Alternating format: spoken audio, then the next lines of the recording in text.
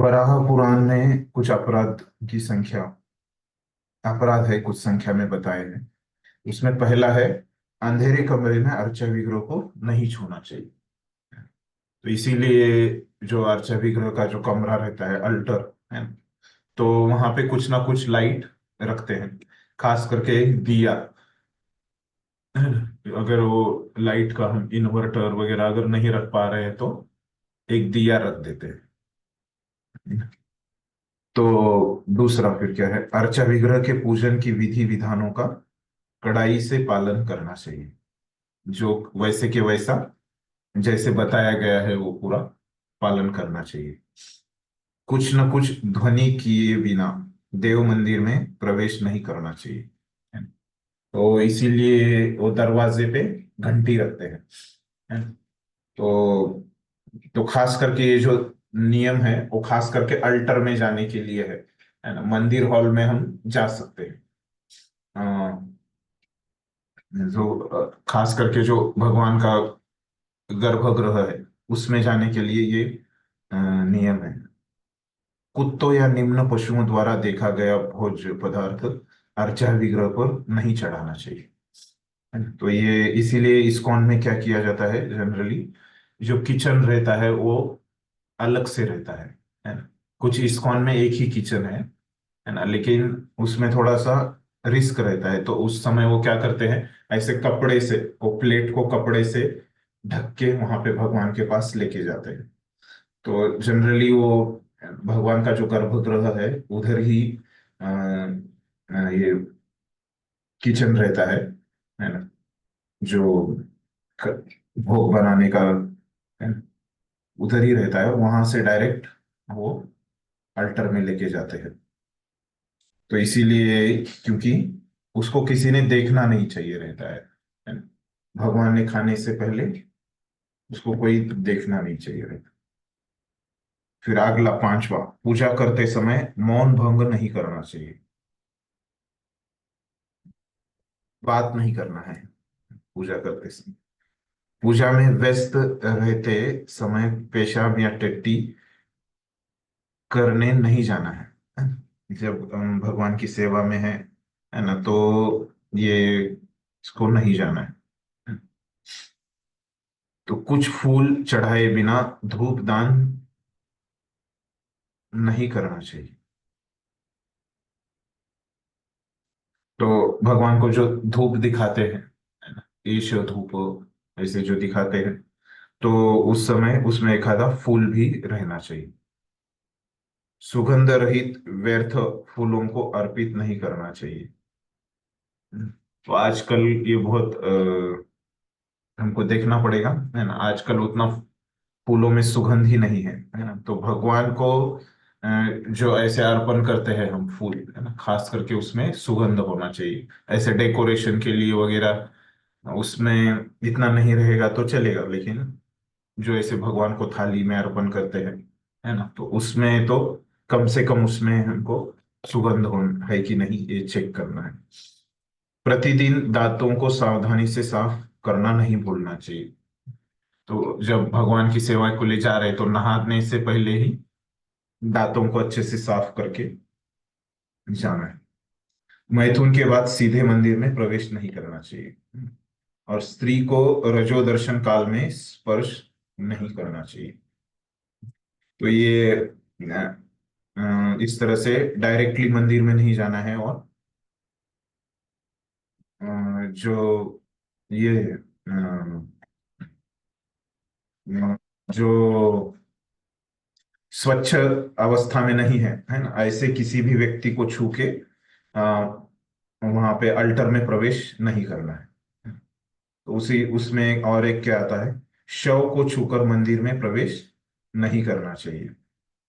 है ना, जो किसी का अगर मृतदेह है ना, तो उसको भी छूकर हमको प्रवेश, मतलब किसी भी अस्वच्छ, है ना, वस्तु को स्पर्श करके हमको हम अल्टर में नहीं जा सकते। है ना? लाल, नीले या बिना धुले वस्त्र पहनकर मंदिर में प्रवेश नहीं करना चाहिए। तो लाल, नीले या बिना धुले, ये लाल और नीले रंग के वस्त्र नहीं पहनने चाहिए। बिना धुले वस्त्र भी नहीं पहनने चाहिए। शव देखने के पश्चात मंदिर में नहीं घुसना चाहिए। तो ये दोनों अलग अलग है ना? क्योंकि हम्म, एक में स्पर्श बोला है और एक में क्या बोला है, देखने पर भी नहीं जाना है। मंदिर के भीतर अपान वायु का त्याग, ये कल भी हमने देखा था। अपान वायु के मंदिर के भीतर क्रोध नहीं होना चाहिए, है ना? तो किसी पे गुस्सा करना, ये भी हमने देखा था कल। स्मशान जाने के बाद मंदिर में प्रवेश नहीं करना चाहिए, है ना, ये उसकी तरह ही है। अर्चा विग्रह के समक्ष डकार नहीं लेनी चाहिए। अतएव जब तक भोजन पूरी तरह न पच जाए तब तक मंदिर में प्रवेश नहीं करना चाहिए, है ना? तो अभी सब सार में बता दिया। पहले बताया उन्होंने अपान वायु भी कब आता है, अगर हमको ठीक से पचन नहीं होता है तभी हमको अपान वायु आता है ना? और ये डकार भी उसी के लिए आती है, जब भी पचन ठीक से नहीं होता है। तो सार में उन्होंने सबका बता दिया कि अच्छा पचन होगा तभी आपको ये अल्टर की सेवा में जाना है। गांजा नहीं पीना है चाहिए, ये तो हमारे 4 नियमों में आता है। अफीम या अन्य नशीली वस्तुओं का ग्रहण नहीं करना चाहिए। शरीर में तेल लगाने के बाद अर्चा विग्रह के कक्ष में प्रवेश नहीं करना चाहिए, अथवा अर्चा विग्रह के शरीर का स्पर्श नहीं करना चाहिए। अगर हमने शरीर को तेल लगाया है तो अच्छे से नहा के जा सकते हैं। किसी विरोधी शास्त्र का सूत्रपात नहीं करना चाहिए। तो मतलब इसका अर्थ ऐसे है, थोड़ा इंग्लिश में देखता हूँ।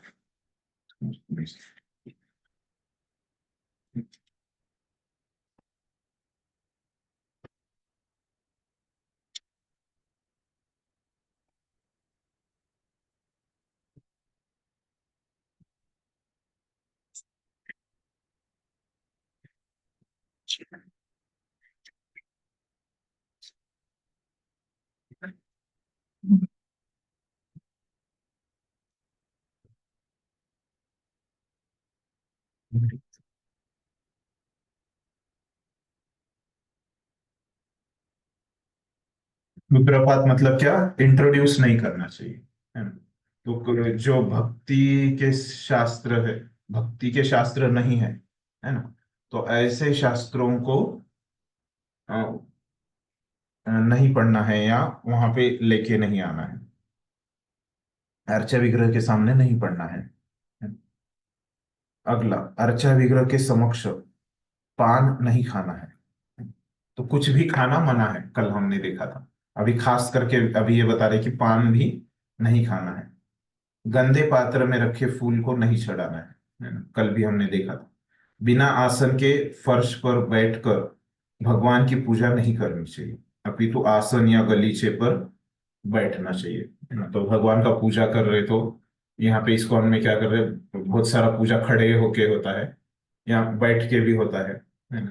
तो ज्यादातर हमको जो बाहर से दिखाई देता है, अल्टर के अंदर कुछ बैठ के पूजा होती है, जैसे षोडोपचार है, अभिषेक वगैरह जो है रोज का, वो थोड़ा सा बैठ के करते हैं पुजारी।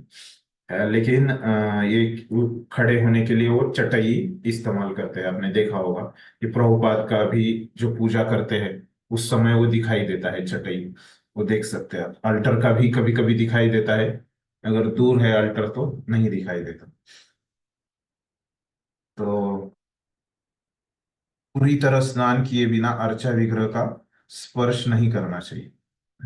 तो मतलब एकदम अच्छे स्वच्छ अवस्था में, पवित्र अवस्था में हमको अल्टर में जाना है। आपके मस्तक पर 3 रेखाएं का तिलक नहीं लगाना चाहिए, है ना? मतलब 3 रेखाओं का जो ऐसे आधा तिलक होता है ना? तो कहीं कहीं ये 3 रेखाओं का तिलक बोल रहा है, और आचार्यों ने बताया है कि आधा तिलक ऐसे नहीं रहता। हम जैसे खड़ा, है ना, हॉरिजॉन्टल नहीं होना चाहिए, वर्टिकल होना चाहिए, खड़ा होना चाहिए ऐसे, आधा नहीं होना चाहिए। दिख रहा है सब? तो इस प्रकार से हमारा तिलक होना चाहिए। हाथ तथा पांव धोए बिना मंदिर में प्रवेश नहीं करना चाहिए। तो इसीलिए आप अल्टर से बाहर ही वहां पे एक पुजारी को जहाँ पे एंट्री रहता है, वहां पे अंदर जाने के बाद ही उनका हाथ पैर धोने का व्यवस्था है, ऐसे बनाया रहता है बेसिन, और हाथ पैर धो के आचमन करके ही हम अल्टर में जा सकते हैं, है ना। ऐसे बनाना चाहिए हर एक, जो ये डीटी रूम है वहां पे ही वो बनाते हैं हाथ और पैर धोने का व्यवस्था। तो अन्य कुछ नियम अभी बता रहे हैं। तो इससे पहले यहाँ पे आचार्यों ने कुछ अलग बताया है, तो वो मैं जरा बताता हूँ उनकी टीकाओं में से। तो एक दो उन्होंने अलग बताए हैं। हम्म। तो जैसे कपड़ों के बारे में जो बताया, कि वहां पे बताया कि लाल नीले और बिना धोए, है ना, ये बताया प्रभुपाद ने। तो उसमें और बता रहे कि मिट्टी लगे हुए, जिन कपड़ों को मिट्टी लगी है ऐसे बाहर से दिख रहा है, मतलब गंदे कपड़े, है ना। लेकिन खास करके आचार्य बता रहे कि जिन कपड़ों को मिट्टी लगी है ऐसे कपड़े नहीं पहनने। और बता रहे कि दूसरों के कपड़े पहन के भगवान की पूजा में नहीं जाना है। तो ये दो चीजें उन्होंने ज्यादा बताई, कि मिट्टी लगने हुए कपड़े नहीं पहनने हैं और दूसरों के कपड़े नहीं पहनने। फिर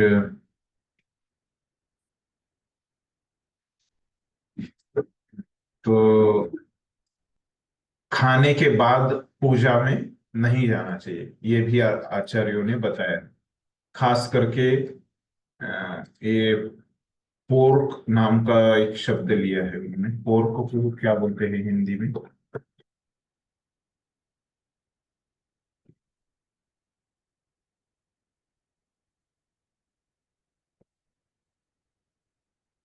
चेक कर।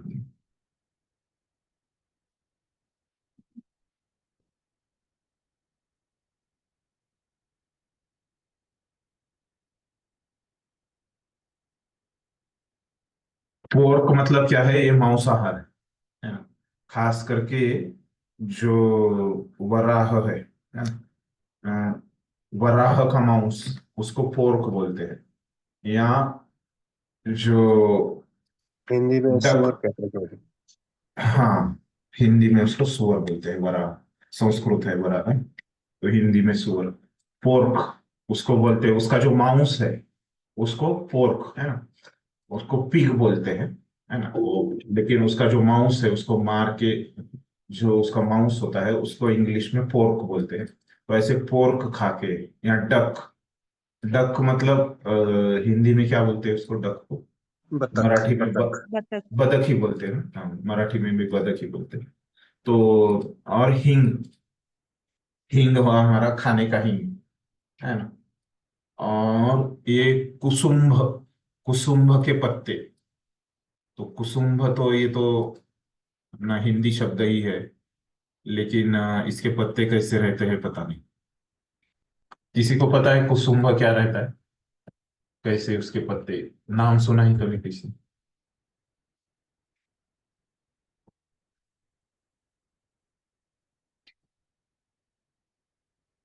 हम्म,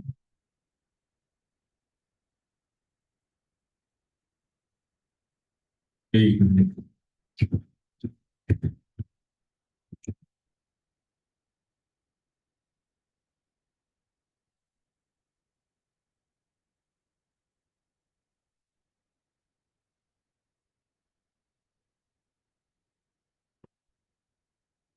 इंग्लिश में शायद सैफफ्लावर कहते हैं उसको, कुसुम्बर। हाँ और ऑरेंज कलर का फ्लावर होता है उसको। हाँ, मैं भी वही देख रहा था, गूगल में देख रहा था मैं भी। बराबर है। सफोला ऑयल जो ऐड कर रहे हैं ना आजकल लोग, सनफ्लावर और सफोला ऑयल, ये जो ऐड आता है ना, यहाँ पे मैं दिखाता हूँ आपको। सैफ्लावर, क्या सैफ्लावर? हाँ, सैफफ्लावर, उसको राइट राइट। कुसुम्ब बोलते हैं। मैंने अभी यस इंटरनेट में देखा, यहाँ पे यस। भी जिनके पास नहीं है। उसका तेल भी आता हाँ, उसका तेल अभी फेमस हो रहा है। है। यस। तो ये ऐसे उसका है, यहाँ पे जो चित्र है ना, ये आपको दिखेगा। इसको ऐसे, ये सैफफ्लावर के खास करके पत्ते बोला है आचार्य ने, है ना। इसके पत्ते भी खा के हमको, आ, ओके। हाँ, भगवान की पूजा को नहीं जाना है ना। ये आचार्यों ने कुछ अधिक बताया है इसमें। और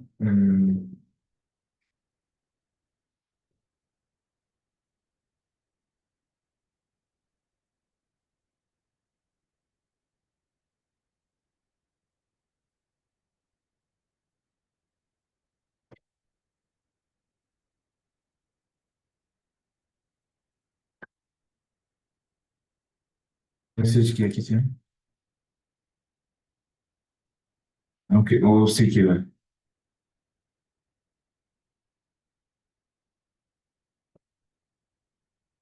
शाम को मंदिर खाना खाकर ही जाते हैं लोग।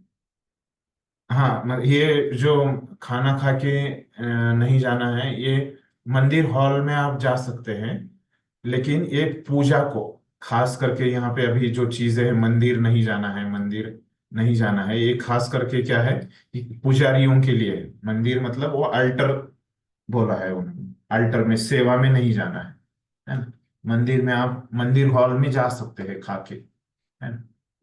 उत्सवों को वगैरह हम संडे को जाते हैं, तो अ, क्या बोलते हैं, उत्सवों को भी हम जाते हैं तो क्या मंदिर में ही प्रसाद लेते हैं, और तुरंत मंदिर हॉल में ही जाते हैं ना हम प्रसाद लेके।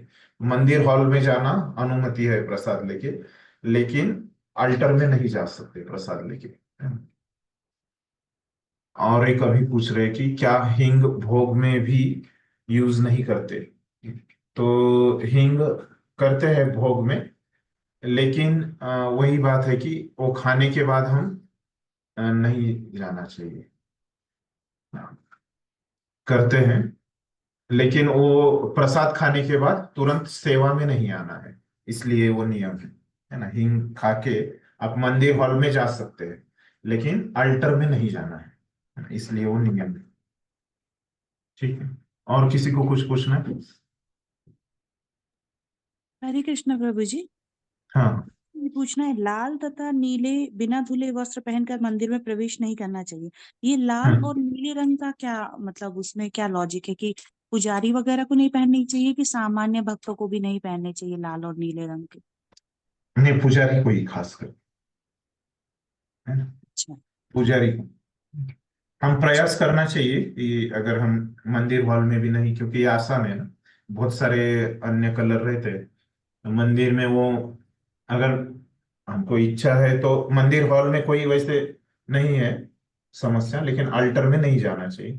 हम प्रयास कर सकते हैं कि मंदिर हॉल में, वो आसान है। तो कभी कभी कहते हैं काले रंग के वस्त्र भी नहीं पहनने चाहिए मंदिर जाने के समय, तो ऐसा बोलते कुछ हैं, उसमें? हाँ बोलते हैं, अपने इधर दंत कथा है वैसे, लेकिन आपने ये पुराणों में जहां से अपने आचार्यों ने लिया है, उसमें उसका उल्लेख नहीं है ना? जो हमारे गोस्वामियों ने जो बताए हैं उसमें वो नहीं है। लेकिन सुना मैंने भी ऐसे, बहुत सारे लोग कभी भी काली पैंट, मतलब ऐसे कुछ काला रंग नहीं इस्तेमाल करते। कुछ उसमें कुछ कुछ लोगों को खास करके वो ज्योतिष का भी भाग आता है, वो उनका भविष्य वगैरह जो देख के कुछ ज्योतिषी वैसे सजेस्ट भी करते हैं उनको कि आप काले रंग का कुछ भी इस्तेमाल मत करो, है ना? कोई भी चीज काले रंग की इस्तेमाल मत करो, ऐसे भी बताते हैं, ये ज्योतिष शास्त्र में भी है। ये सर्वसामान्य लोगों को उतना नहीं है। पर नीला रंग तो राधा रानी का प्रिय प्रिय है ना, फिर नीला रंग नहीं पहनना। हाँ, हाँ, वो अभी पता नहीं, उसके पीछे हम नहीं समझ सकते, इसलिए मैंने ऐसे पूछे थे इसमें सोच के, लेकिन फिर भक्त लोग क्या बताते हैं मुझे कि आपको वैसे के वैसा, जैसे मैंने कल पहले प्रभुपाद ने हमको बताया है ईशोपनिषद में, है ना। तो ये जो नियम है, इसके पीछे हम तर्क में नहीं जा सकते, है ना। बस ये नियम को अपने जीवन में कैसे उतारना है यही समझ सकते। ये नियम क्यों है ना, इसको आप सीनियर भक्तों को पूछोगे कि ये नियम क्यों है, तो वो उनका उत्तर क्या रहता है कि इसमें आपको जाना नहीं है, प्रभुपाद ने पहले ही बताया कि शंख को आपको पवित्र मानना है, ये हम नहीं समझ सकते, है ना। ये हड्डियों को तो अपवित्र है, लेकिन उस हड्डी को हमने पवित्र माना है ना। तो किसी के मल को अपवित्र है, लेकिन गाय का गोबर पवित्र है ना। तो ये यहाँ पे तर्क काम नहीं करता ये अर्चा विग्रहों के नियमों में। तो इसीलिए उसको बस हमको स्वीकार करना है। बस हमको यहाँ पे क्या समझना है कि वो नियम क्या है ना, और वहां पे अपेक्षा क्या है। वो नियम क्यों वैसे है उसमें हम नहीं जा सकते, है ना। वो नियम क्या है हम समझ सकते हैं अपनी बुद्धि से, और वो अपने आचरण में कैसे लेके आना है ना। आचरण में कैसे लेके आना है मतलब वो मंदिर हॉल में है या अल्टर के लिए है ना, ये आप लोग पूछ सकते हैं, है ना। लेकिन वो नियम क्यों है वो पूछेंगे तो इसका आपको कहीं पे भी किसी भी आचार्य ने इसका नहीं लिखा है इसके बारे में, है ना। तो लोग जो बताते हैं कुछ कारण बताते हैं वो सब उनके मनगढ़ंत कारण रहते हैं, है ना। तो वो हमको नहीं करना है, जो आचार्यों ने बोला है जो परंपरा में आता है उसी से हमको चलना है ना। तो अपनी बुद्धि से वो बताते हैं कि ये अपवित्र होगा, यहाँ पे ऐसे सोचा होगा कि ये क्या बोलते हैं उसको, ऑस्पिशियस और इनऑस्पिशियस होगा। उसको क्या बोलते हैं हिंदी में, इनऑस्पिशियस को क्या बोलते हैं। अपवित्र। हाँ हाँ अपवित्र ही बोलते हैं ना, हाँ। तो वो अशुभ, हाँ अशुभ बोलते अशुभ हैं। होता है। हाँ अशुभ बराबर शब्द है। हाँ तो अशुभ होता है ऐसे लोग मन से बताते हैं, लेकिन ये कारण कहीं आचार्यों ने नहीं बताए हैं इसके, है ना। ठीक है। तो समझ गया आपको सबको, या भी कुछ है समस्या। तो आगे बढ़ते हैं। हाँ ये हमने किया।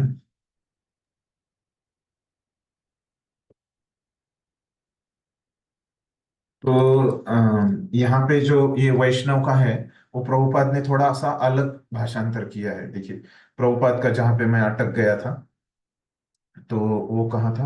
हाँ प्रभुपाद का 23 नंबर का जो है, किसी विरोधी शास्त्र का सूत्रपात नहीं करना चाहिए, है ना।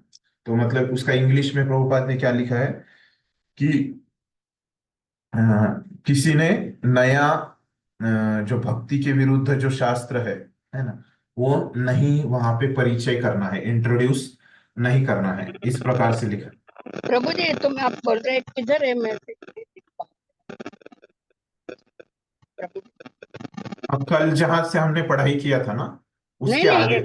29 तक तो है आगे आगे किधर है कौन सा पेज है आपका मेरा बारा मालूम है 2 पेज आगे है हमारा 70 पेज है, 70।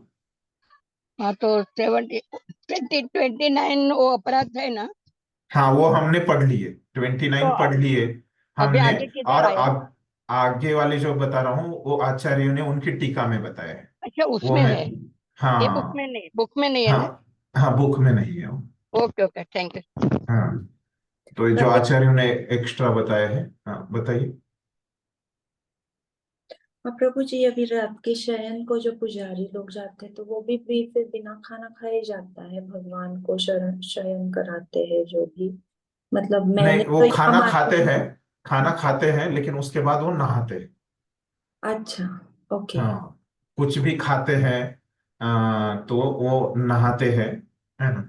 1 नंबर 2 नंबर जाते हैं वो, है ना। तो वो क्या करते हैं, नहा के जाते हैं।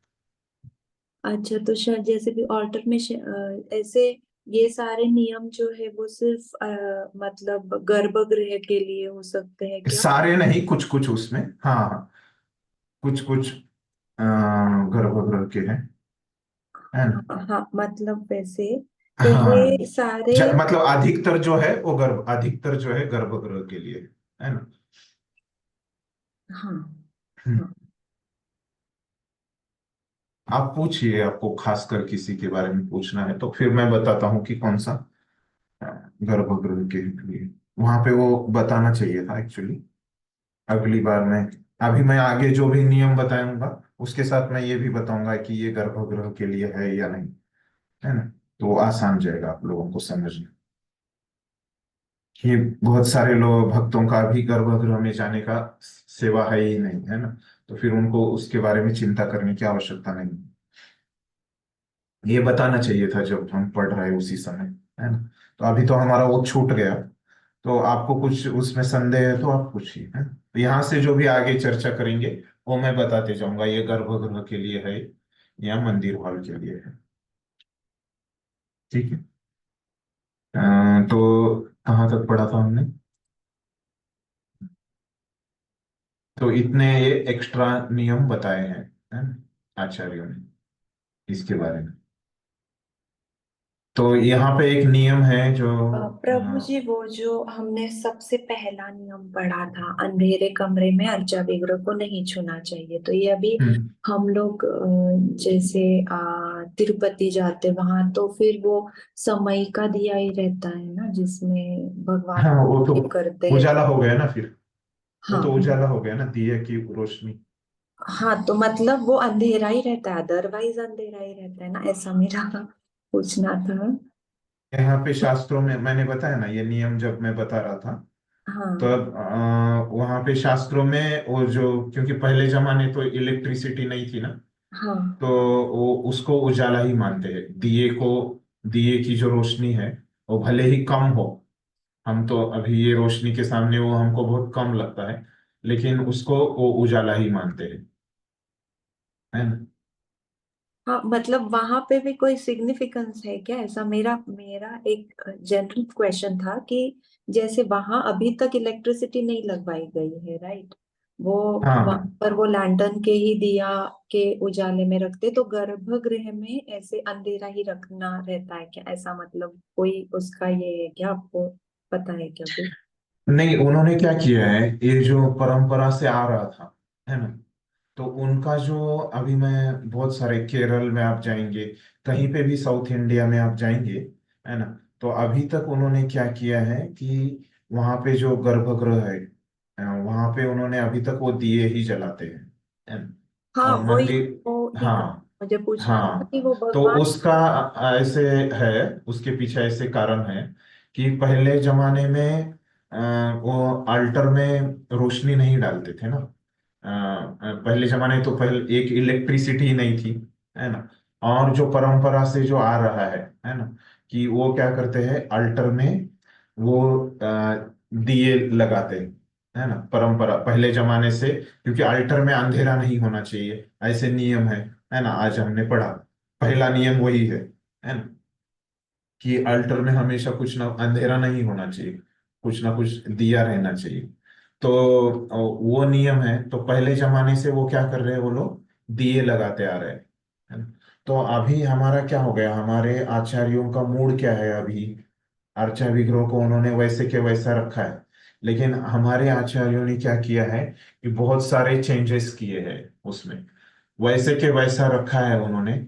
लेकिन अभी हमारे आचार्य जैसे प्रभुपाद ने और खास करके भक्ति सिद्धांत सरस्वती ठाकुर ने, ये दोनों ने उसमें बहुत चेंजेस किए हैं। तो उन्होंने क्या बोला है कि शास्त्रों में बताया है कि ऐसे के ऐसा चलाओ, जैसे बताया।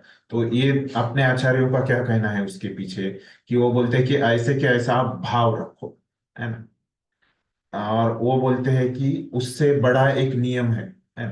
तो नियम तो बहुत सारे होते हैं, लेकिन एक छोटा नियम होता है और एक बड़ा नियम होता है। तो हमारे आचार्य क्या बोलते हैं कि ये वैसे के वैसा तो फॉलो करना चाहिए, लेकिन इसके ऊपर एक नियम है, अनुकूल्य से संकल्प प्रतिकूल्य से वर्जनम। जो अभी जो वर्तमान समय परिस्थिति के अनुसार जो आपको अनुकूल है ना, तो आपका उद्देश्य क्या है, किसी भी नियम का उद्देश्य क्या है, हमने देखा साधन भक्ति में क्या रहते हैं, नियम रहते हैं, ये हमने देखे अभी। साधन भक्ति में शास्त्रों के नियम पे और गुरु के वचनों पे चलती है। तो उसके पीछे उद्देश्य रूप गोस्वामी ने क्या बताया था, क्या उद्देश्य है ये सब साधन भक्ति के में नियमों का।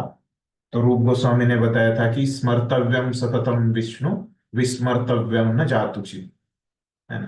तो मतलब क्या है कि हमेशा हमको कृष्ण का स्मरण होना चाहिए, और कृष्ण का विस्मरण हमको कभी भी नहीं होना चाहिए। तो हमारे आचार्य बताते हैं कि वो जो रूप गोस्वामी ने बताया है कि ये दो नियम जो है वो सबसे ऊपर है ना। तो अभी के जमाने में जैसे प्रभुपाद ने पहला मंदिर कहाँ खोला, कि पाश्चात्य देश में। तो पाश्चात्य देश में इतना वो समई लेके आओ, वो तेल लेके आओ, उसकी वात बनाओ, है ना, इतना करोगे तो वो पाश्चात्य लोग भगवान की पूजा नहीं कर पाएंगे। तो इसीलिए खास करके हमारे प्रभुपाद ने और आचार्यों ने जो भी है ना, तो प्रभुपाद ने तो क्या किया, दिए भी नहीं, है ना, क्योंकि वो पाश्चात्य लोग में देश में अधिकतर लोग क्रिश्चियन रहते थे, तो उनके पास कैंडल रहता था, है ना। तो प्रभुपाद ने क्या किया, उनको कैंडल को ही लगा के भगवान को दिया बोल के ऑफर करने को बोला, है ना। जो मोमबत्ती हम बोलते हैं, मोमबत्ती को ही उन्होंने वहां पे भगवान को अर्पण किया। तो ये हमारे आचार्यों ने वो भाव ग्रहण किया है कि प्रचार को ज्यादा समय देना है, खुद की साधना को ज्यादा समय देना है। और ये भी अभी करना है तो कर सकते हैं, यहाँ से भारत से तेल लेके जा सकते हैं, वो वात लेके जा सकते हैं, है ना, ऐसी कोई ये नहीं है। लेकिन उसमें क्या जाएगा, समय और शक्ति चली जाएगी। तो उनका भाव है कि इस प्रकार से वो उसका जो अर्चा विग्रह के नियम वैसे के वैसा आप आचरण में आओ, और आचरण में लेके आते समय वहां पे भाव को वैसे के वैसा रखो, और बाहर से कुछ आप परिवर्तन किया है हमारे आचार्य ने।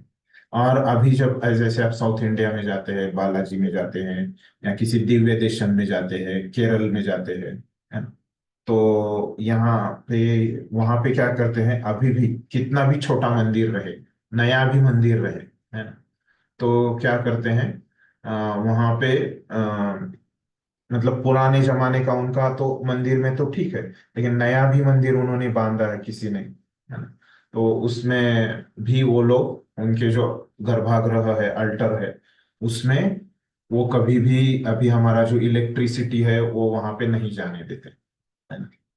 तो अभी भी वो दिए ही लगाते हैं। तो मैं एक बार समर में धूप के समय में मैं गया था केरल में, और केरल में इतनी गर्मी रहती है, और अभी अब नॉर्मल टाइम में भी वहां पे बहुत गर्मी रहती है, और धूप में तो बहुत गर्मी रहती है ना।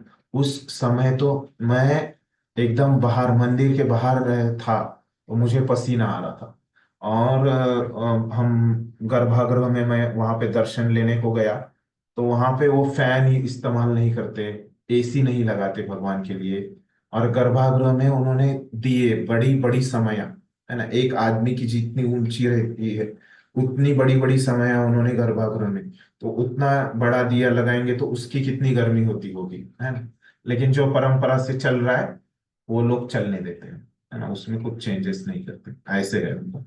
और इस्कॉन में क्या करते हैं, भगवान का वो, भगवान की भावनाओं को देख के, अभी गर्मी है तो वो इस हमारे इधर एसी लगा देते हैं, है ना, पंखे लेके जाते हैं, है ना, पूरी वहां पे अल्टर में रोशनी लगती है, अलग अलग प्रकार की लाइटिंग लगाते हैं, है।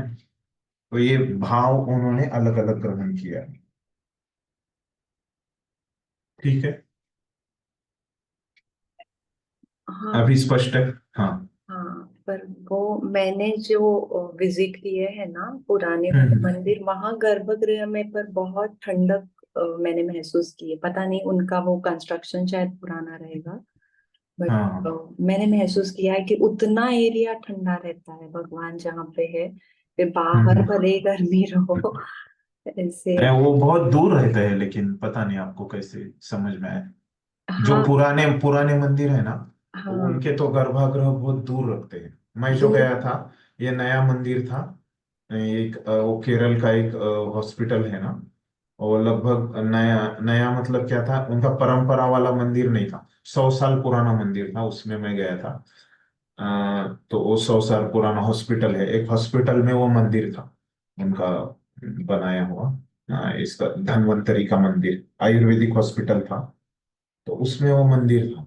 तो वो तो उनका परंपरा वाला नहीं था, वो जो डॉक्टर ने वो हॉस्पिटल बनाया उधर गया था। तो वहां पे मतलब ऐसे लग नहीं रहा था कि अंदर वो वैसे, वो तो ये लग रहा था, पता नहीं, क्योंकि वो तो दूर रहता है ना गर्भगृह, मैं तो अनुभव नहीं कर पाया वो कि वहां दो पे ठंडी। पंडाल ऐसे, वो मंडप बोलते हैं ना, वो सभा मंडप में, हाँ हाँ। पता नहीं मुझे ऐसे थोड़ा महसूस हुआ था वहां पे साउथ में। हाँ हाँ, ठीक है, पता नहीं, लेकिन मैंने तो, मुझे बाहर जो लग रहा है उसके हिसाब से बोला, इतनी गर्मी में भी वो, तो उस समय मैंने इस बारे में सोचा था कि यहाँ पे वो भगवान को, ऐसे नहीं है कि वो भगवान के प्रति संवेदनशील नहीं है, है ना, उनको भगवान के प्रति भावनाएं नहीं है, ऐसे नहीं है, लेकिन वो कुछ बदल नहीं करना चाहते उनके जो आचार्यों ने बताया है और जो ग्रंथों में लिखा है ना।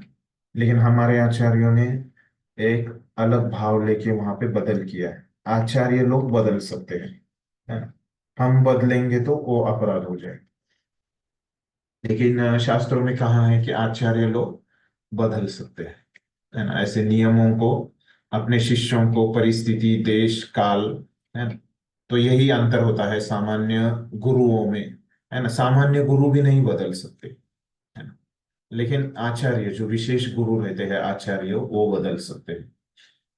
जैसे शास्त्रों में जो बदल करना है, वो उनको लगता है, उनके पास, उनको एक सामर्थ्य दिया गया है, ये शास्त्रों के अधीन है कि आचार्य बदल सकते हैं। ठीक है, तो आगे हम बढ़ते हैं। तो ये 29 नियम अपराध होने के बाद आगे प्रभुपाद लिखते हैं, अन्य नियम इस प्रकार के हैं। अवैष्णव द्वारा पकाया गया भोजन अर्पित नहीं करना चाहिए, है ना, ये पहले भी हो गया। अभक्तों के समक्ष अर्चा विग्रह की पूजा नहीं करनी चाहिए। तो यहाँ पे ये विशेष नियम है ना। तो लेकिन यहाँ पे अभी हम करते हैं इस्कॉन में, है ना। तो वो अभक्त है, मतलब अ, पूरी तरह से, है ना, वो भगवान को मानते हैं, इसीलिए भगवान के मंदिर में आए हैं, है ना। तो इस तरह से वो भले ही जप नहीं करते, भगवान को जो मानते हैं वो भक्त हो जाते हैं, है ना। इस तरह से हमको समझना है इस्कॉन के में जो पूजा होती है उसको। तथा जब कोई अभक्त दिखाई पड़ रहा हो तो भगवान की पूजा में व्यस्त नहीं होना चाहिए, है ना। तो जो अभक्त है, जिनको अच्छा नहीं लगता, है ना, मूर्ति पूजा के विरुद्ध है वो, तो उनके सामने नहीं करनी चाहिए पूजा। तो हम भी ध्यान रख सकते हैं, खास करके जब भगवान की पूजा हो रही है ना। तो एकदम अगर हम प्रचार कर रहे हैं, है ना, किसी कट्टर अभक्त को, है ना, तो उसको ऐसे समय मंदिर में लेके आना चाहिए जिस समय पूजा नहीं चल रही, है ना। हम भी इसका ध्यान रख सकते हैं। पहले गणपति देव की पूजा करनी चाहिए, है ना। तो यहाँ पे अभी एक है कि देवी देवताओं की पूजा नहीं करना है, इस प्रकार से भी बोला है ना। लेकिन यहाँ पे एक आचार्यों ने इसके बारे में क्या बताया है, शास्त्रों में क्या बताया, गणपति देव का प्रभुपाद ने बताया है। तो शास्त्रों में जो शब्द है विघ्नेश, विघ्नेश मतलब जो भी पूजा में विघ्न आने वाले हैं, उसको ये करने के लिए विघ्नेश शब्द का इस्तेमाल किया है। लेकिन इसके ऊपर किसी आचार्य ने कोई भी टीका नहीं लिखी, है ना। तो मैंने देखा कि क्योंकि एक विधान है कि देवी देवताओं की पूजा नहीं करनी चाहिए, हमने देखा केवल भगवान की ही पूजा करनी चाहिए, ये हम जानते हैं। तो फिर ऐसे क्यों बोला है कि गणपति की पूजा करनी चाहिए।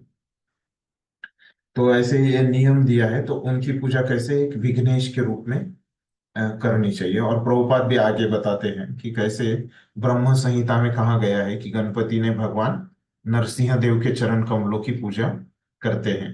इस तरह से वे समस्त बाधाओं को दूर करने में भक्तों के लिए कल्याणकारी बन चुके हैं। तो इसलिए सारे भक्तों को गणपति की पूजा करनी चाहिए।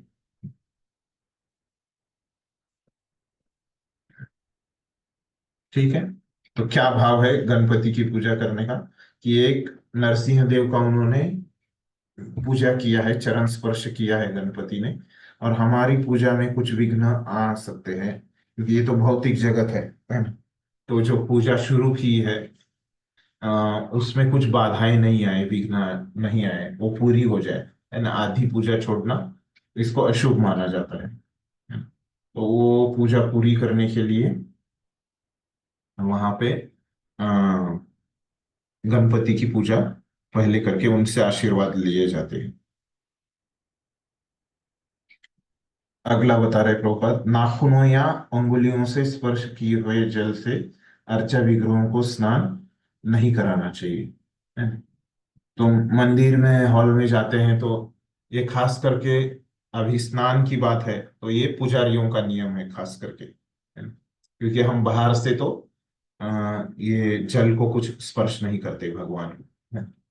तो इसलिए मतलब पुजारियों को क्या है, उनके नाखून कम रखने हैं, और जो भगवान के लिए पानी ले रहे तो उसमें वो नाखून स्पर्श नहीं होना चाहिए। तो बोल रहे कि ऐसे जब भक्त को पसीना आ रहा हो तो उसे अर्चा विग्रह की पूजा नहीं करनी चाहिए। किसी को पसीना आ रहा है तो नहा के फिर से जाना चाहिए उधर, खास करके पुजारियों का नियम है। तो ऐसे बहुत सारे और भी निषेध बताए गए। तो एक और जो है उसमें क्या बताया गया है कि जैसे अर्चा विग्रहों को अगर अर्पण किए हुए है ना, अगर फूल वगैरह है तो उनके ऊपर हमको पाँव नहीं रखना चाहिए, और भगवान के नाम से कोई प्रतिज्ञा नहीं लेनी है, भगवान की कसम ऐसे हमको कभी नहीं बोलना है, भगवान के नाम पे कसम कभी नहीं लेनी है। तो भगवान के नाम पे कसम लेना एक अपराध है। तो कोर्ट में वगैरह क्या करते हैं, गीता के ऊपर रखते हैं, है ना। अभी उसका उल्लेख नहीं है शास्त्रों की कसम हम ले सकते हैं या नहीं ले सकते, लेकिन भगवान की नहीं ले सकते, इतना शास्त्रों में बताया गया है। ये विविध प्रकार के अपराध भक्ति साधना के विषय में है, और मनुष्य को चाहिए कि इनसे बचने के लिए सचेत रहे। तो अगर हम सचेत नहीं हैं तो क्या हो जाएगा, हमारी भक्ति इसमें कम हो जाती है अपराध करने से, है ना। वैसे भक्ति कम हो जाती है, भक्ति तो हम बोलते हैं कि शाश्वत है ना, फिर वो कैसे कम होती है, मतलब क्या होता है कि आ, कम हो जाती है, मतलब वो उतने की उतनी ही रहती है ना। फिर आगे जो बढ़ने वाली थी हम भक्ति करने के बाद, तो वो बढ़ती नहीं, या बहुत ही हम ज्यादा अपराध करते हैं, है ना। उस जिसको वैष्णव अपराध, या वैष्णव अपराध को क्या है, हाथी मत अपराध, है ना। तो इस तरह से बोला जाता है, तो वहां पे जो समय है हमारा आगे की प्रगति को लगने वाला, वो समय बढ़ जाता है, इस प्रकार से हमारे आचार्य बताते हैं। क्योंकि भक्ति तो शाश्वत है ना, वो उतनी की उतनी ही रहती है, लेकिन आगे प्रगति में जो हमको समय लगने वाला था वो समय बढ़ जाता है, किसकी वजह से, अपराध करने की वजह से, है ना। तो इस तरह से वो भक्ति एक प्रकार से नष्ट हो गई ऐसे बोलते हैं, लेकिन उसके पीछे का अर्थ क्या है कि आगे प्रगति होने में, भक्ति में प्रगति होने में ज्यादा समय लगने वाला है, इस प्रकार से। ठीक है। पद्म पुराण में कहा गया है कि ऐसा व्यक्ति जिसका जीवन पूर्णतया पापमय है भगवान द्वारा पूर्णतः रक्षित हो जाएगा यदि वह केवल उनकी शरण ग्रहण कर ले। वह यह स्वयं सिद्ध है कि जो भी भगवान की शरण में जाता है वह सारे पाप पूर्ण कर्मों के फलों से मुक्त हो जाता है। तो ये हमने चर्चा किया पहले से ही, है ना। कोई भक्ति करता है, भगवान की शरण में जाता है तो वो पापों से मुक्त हो जाता है, हमने देखा। यदि वह भगवान के यहाँ अपराधी भी होता है तो भी भगवान के पवित्र नामों का जप, है ना, हरे कृष्णा कृष्णा कृष्णा हरे हरे, हरे राम राम राम हरे हरे, या कीर्तन करने से उसका उद्धार हो जाता है ना। कुछ अपराध हो जाता है तो क्या करना पड़ेगा, उसके लिए प्रायश्चित्त करना पड़ेगा, है ना। ये अर्चा विग्रहों का अपराध के बारे में बता रहे हैं, तो अन्य अपराधों के बारे में नहीं है ये, है ना? तो इसके लिए हमको क्या है कि एक्स्ट्रा जप, हमको अतिरिक्त जप करना पड़ेगा, है ना? दूसरे शब्दों में हरे कृष्ण कीर्तन समस्त पापों को विनष्ट करने के लिए लाभप्रद है, किंतु यदि कोई भगवान नाम का अपराधी होता है तो उसके उद्धार की कोई गुंजाइश नहीं रहती, है ना? तो ये तो हो गए कि सब सेवा अपराध, है ना, सेवा अपराध हो गए, है ना। सेवा अपराध उनसे अगर हमारे हाथ से हो जाते हैं, है ना, अर्चा विग्रह की सेवा में होने वाले अपराध, इसलिए इनको सेवा अपराध बोला जाता है। तो सेवा अपराध अगर हमसे हो जाते हैं तो उसके ऊपर उपाय क्या बताया है प्रभुपाद ने, कि हमको नाम का आश्रय लेना है, लेकिन अगर नाम में अपराध हो रहा है ना, तो क्या बोल रहे हैं प्रभुपाद, तो मुश्किल है ना, तो उसका कोई सॉल्यूशन नहीं है, ऐसे प्रभुपाद ने बताया है ना। लेकिन अन्य जगह पे क्या बोलते हैं कि अगर नाम में अपराध हो रहा है तो अन्य कुछ करने की आवश्यकता नहीं है। तो क्या करना पड़ेगा नाम अपराध से हमको बचने के लिए, है ना।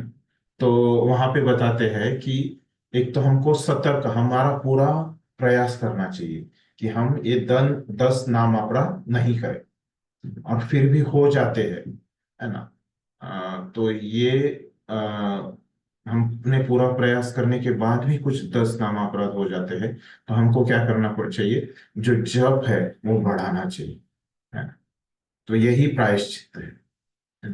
तो जब हम जितना हो सके उतना पूरा बढ़ाना चाहिए, तब हम वो नाम अपराध से हम मुक्त हो जाएंगे, है ना।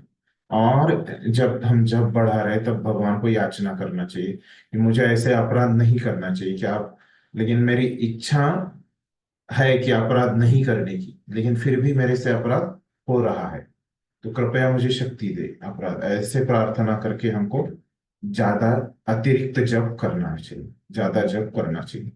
तो ये उसका उपाय है अगर नाम अपराध से हमको बचना है ना। तो हमारा पूरा शक्ति देना है कि हम जानबूझ के वो अपराध नहीं करें, हम पूरे सतर्क रहे।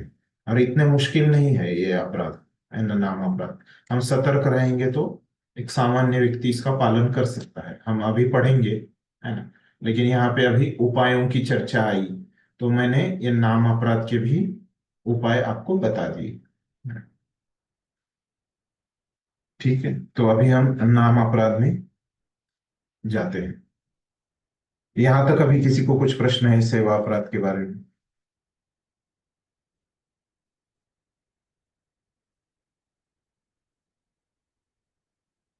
तो नाम अपराध में जाते हैं। तो पहला है, जिन भक्तों ने भगवान नाम के प्रचार हेतु अपने जीवन अर्पित कर दिए हैं उनकी निंदा करना। तो ये आसान है, हम फॉलो कर सकते हैं, है ना। भक्तों की निंदा हमको नहीं करनी है ना। तो ये सबके लिए है ना। ये नाम अपराध जो भी हरि नाम ले रहा है उन सबके लिए ये नाम अपराध है। शिव या ब्रह्मा जैसे देवताओं के नामों को भगवान विष्णु के नाम के तुल्य या उससे स्वतंत्र मानना। तो ये शिव ब्रह्मा एंड आदि देवताओं के नाम को भगवान के नाम पे बराबर या अ, उनसे अभिन्न, मतलब उनसे स्वतंत्र मानना, अभिन्न नहीं, स्वतंत्र, है ना। तो मतलब ये सब जो नाम है अन्य देवी देवताओं के, वो स्वतंत्र नहीं है, वो भगवान के नाम के ऊपर ही आधारित है ना। उसके बिना उनका कुछ अस्तित्व नहीं है ना। कभी कभी नास्तिक लोग यह मानते हैं कि कोई भी देवता भगवान विष्णु के समान है ना। तो कभी कभी लोग क्या करते हैं कि सभी देवी देवता भगवान, है ना, आपने देखा होगा खास करके भारत में, है ना, सब देवी देवताओं को एक ही कैटेगरी में वो डाल देते हैं, है ना। कुछ उनका ऊपर नीचे ऐसे कुछ नहीं है ना, सभी को एक जैसा ही वो लोग मान लेते हैं। भक्त जानते हैं कि कोई देवता चाहे कितनी ही बड़ा क्यों ना हो, भगवान के बराबर या उनसे स्वतंत्र नहीं हो सकता। अतएव यदि कोई यह सोचता है कि काली काली या दुर्गा दुर्गा का जाप कृष्ण के तुल्य है, तो यह सबसे बड़ा अपराध है। तो उनके नाम भगवान के नाम के बराबर भी नहीं है और स्वतंत्र भी नहीं है, जप करने की भी उनकी आवश्यकता नहीं है। तो ये अगर हम ऐसे समझते हैं तो नाम अपराध हो जाएगा। तो आसान है, इसका भी अभ्यास करना आसान है नाम अपराध का, है ना। हम सतर्क रहेंगे तो आसान रहता है ये नाम अपराध से बचना, इतने मुश्किल नहीं है ये नाम अपराध। गुरु की आज्ञा का उल्लंघन करना, गुरु ने जो हमको आदेश दिए हैं उसको नहीं मानना। चौथा, वैदिक साहित्य या प्रमाणों की निंदा करनी, है ना, जो शास्त्रों में बताए वचन है ना, तो उसको ही काट देना। हरे कृष्ण कीर्तन की महिमा को काल्पनिक मानना, है ना, जैसे हरे कृष्ण महामंत्र के महिमा में बताया जाता है ना, जैसे श्लोक आते हैं कि आप हरे कृष्ण महामंत्र एक बार भी बोलोगे, है ना, तो आपके पूरे पाप नष्ट हो जाएंगे, है ना, और आप भविष्य में भी जो पाप करने वाले हैं, है ना, वो भी नष्ट हो जाएंगे। ऐसे हमने एक श्लोक देखा था, है ना। तो ये क्या लग सकता है, अतिशयोक्ति लग सकती है किसी को, है ना। तो उसके जो महिमा है, और ये काल्पनिक है, ऐसे हम समझ सकते हैं, लेकिन वैसे हमको समझना नहीं है। वो वैसे के वैसा उसको समझना है ना, काल्पनिक नहीं मानना है, उसको सत्य मान के चलना है। जो शास्त्रों में उन खास करके हरे कृष्ण महामंत्र की महिमा बताई गई है, खास करके उसके बारे में। भगवान नाम पर मनमानी व्याख्या करना, है ना।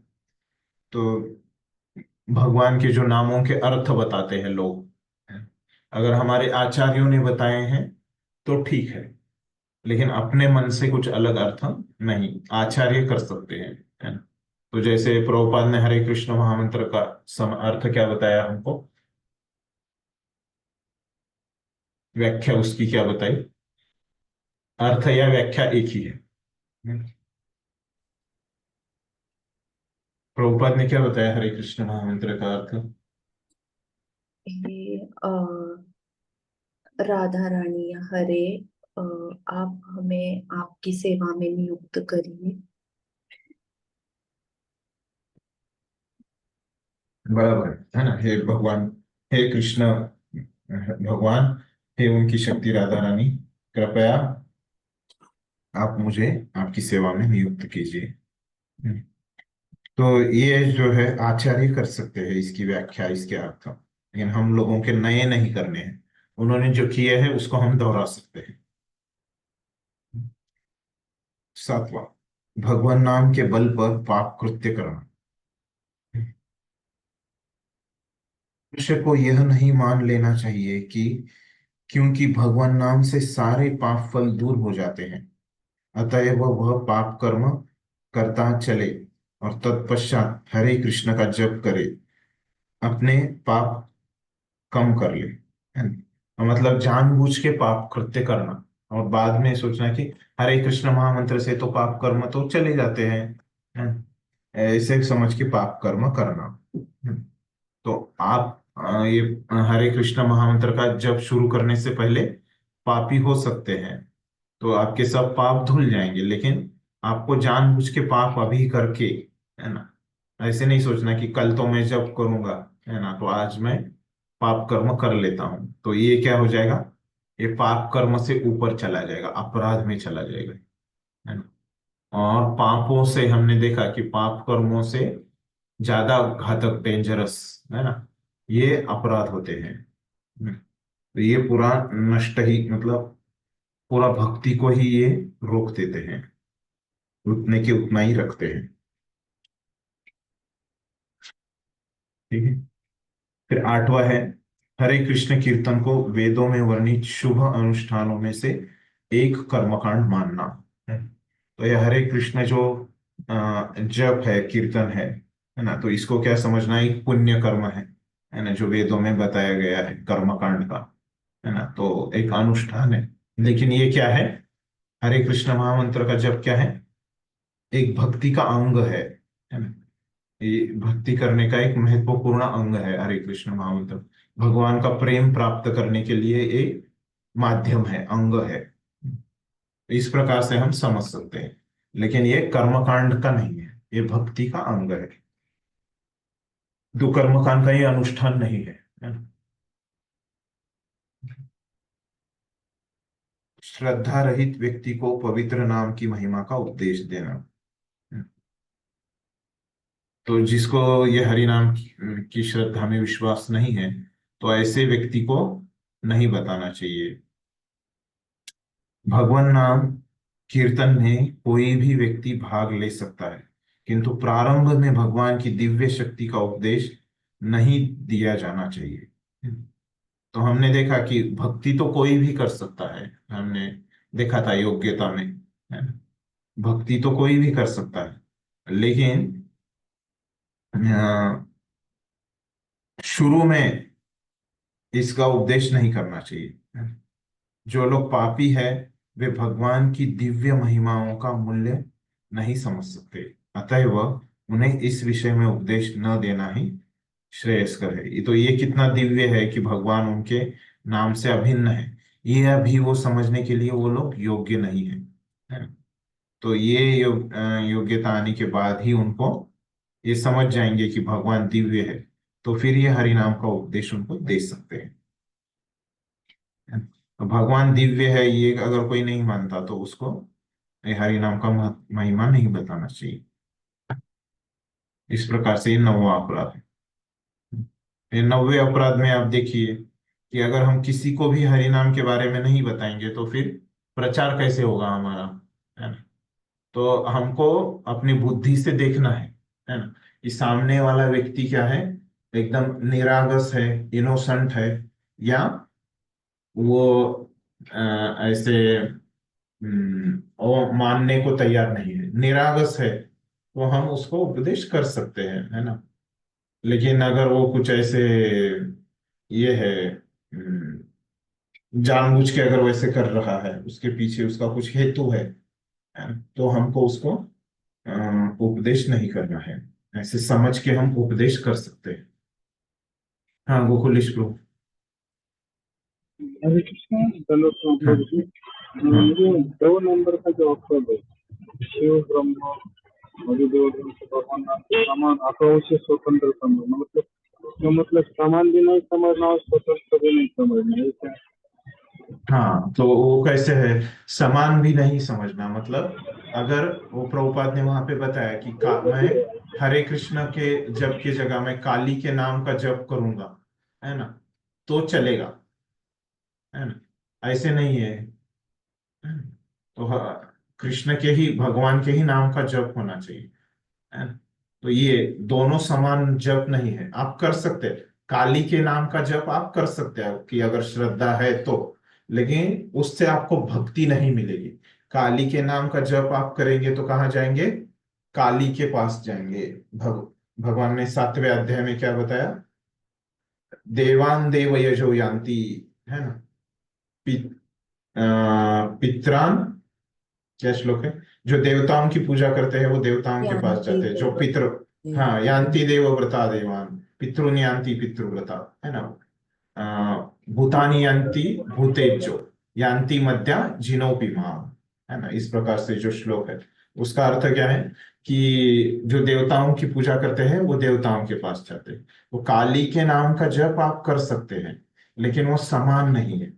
तो कृष्ण के नाम का जप करने से जो आपको मिलने वाला है, भक्ति मिलने वाली है, प्रेम मिलने वाला है, वो मिलेगा। लेकिन काली के नाम का आप जप करोगे तो क्या बचेगा, आप काली के पास, काली के प्रति आपको प्रेम मिलेगा और काली के धाम में आप जाओगे।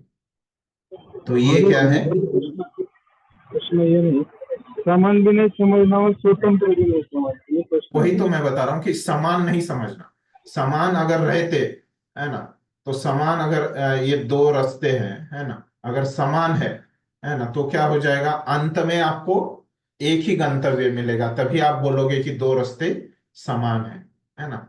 तो ये नाम जो है ना, ये समान नहीं है, काली का नाम और कृष्ण का नाम। ये हम कैसे समझ सकते हैं कि ये लेने से उनका गंतव्य अलग अलग आ रहा है ना।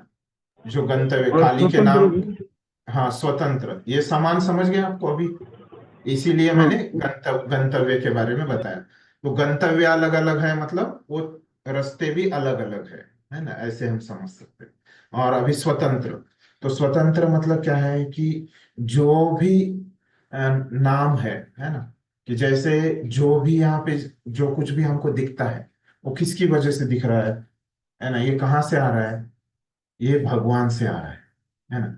इस दुनिया में कुछ भी ऐसे नहीं है कि जो भगवान के ऊपर निर्भर नहीं है। तो इसीलिए बोलते हैं कि एक जो घास का तिनका भी है वो क्या होता है, बिना भगवान की इच्छा से हिलता नहीं, है ना, ऐसे हम बोलते हैं। क्योंकि क्या है, एक घास का तिनको को भी अगर हिलना है, यहाँ से वहां तक जाना है, तो क्या करना पड़ता है, उसको भगवान के ऊपर निर्भर रहना पड़ता है। तो ये तो हो गया कि सब चीजों के बारे में। तो वैसे ही इस दुनिया में जो भी नाम आ रहे हैं, है ना, वो भी क्या है, जैसे नाम भी एक क्या है, एक वस्तु है, चीज है ना। जैसे हर चीजों को भगवान के ऊपर निर्भर होना पड़ता है, तो उसी प्रकार से हर नामों को क्या होना पड़ता है, उनको भी भगवान के ऊपर निर्भर होना पड़ता है ना। ऐसे भी सब कुछ, जैसे सब कुछ भगवान से आ रहा है, तो ये सब कुछ जो नाम है वो भी भगवान से आ रहे हैं, है ना। तो इसीलिए वो स्वतंत्र तो नहीं है, क्योंकि उनके भी नामों की जो उत्पत्ति हो रही है वो भगवान से हो रही है। समझ गए अभी? मतलब अनादर अनादर नहीं कर अनादर नहीं नहीं करना नहीं, अनादर तो नहीं करना है, वो तो अलग हो गया।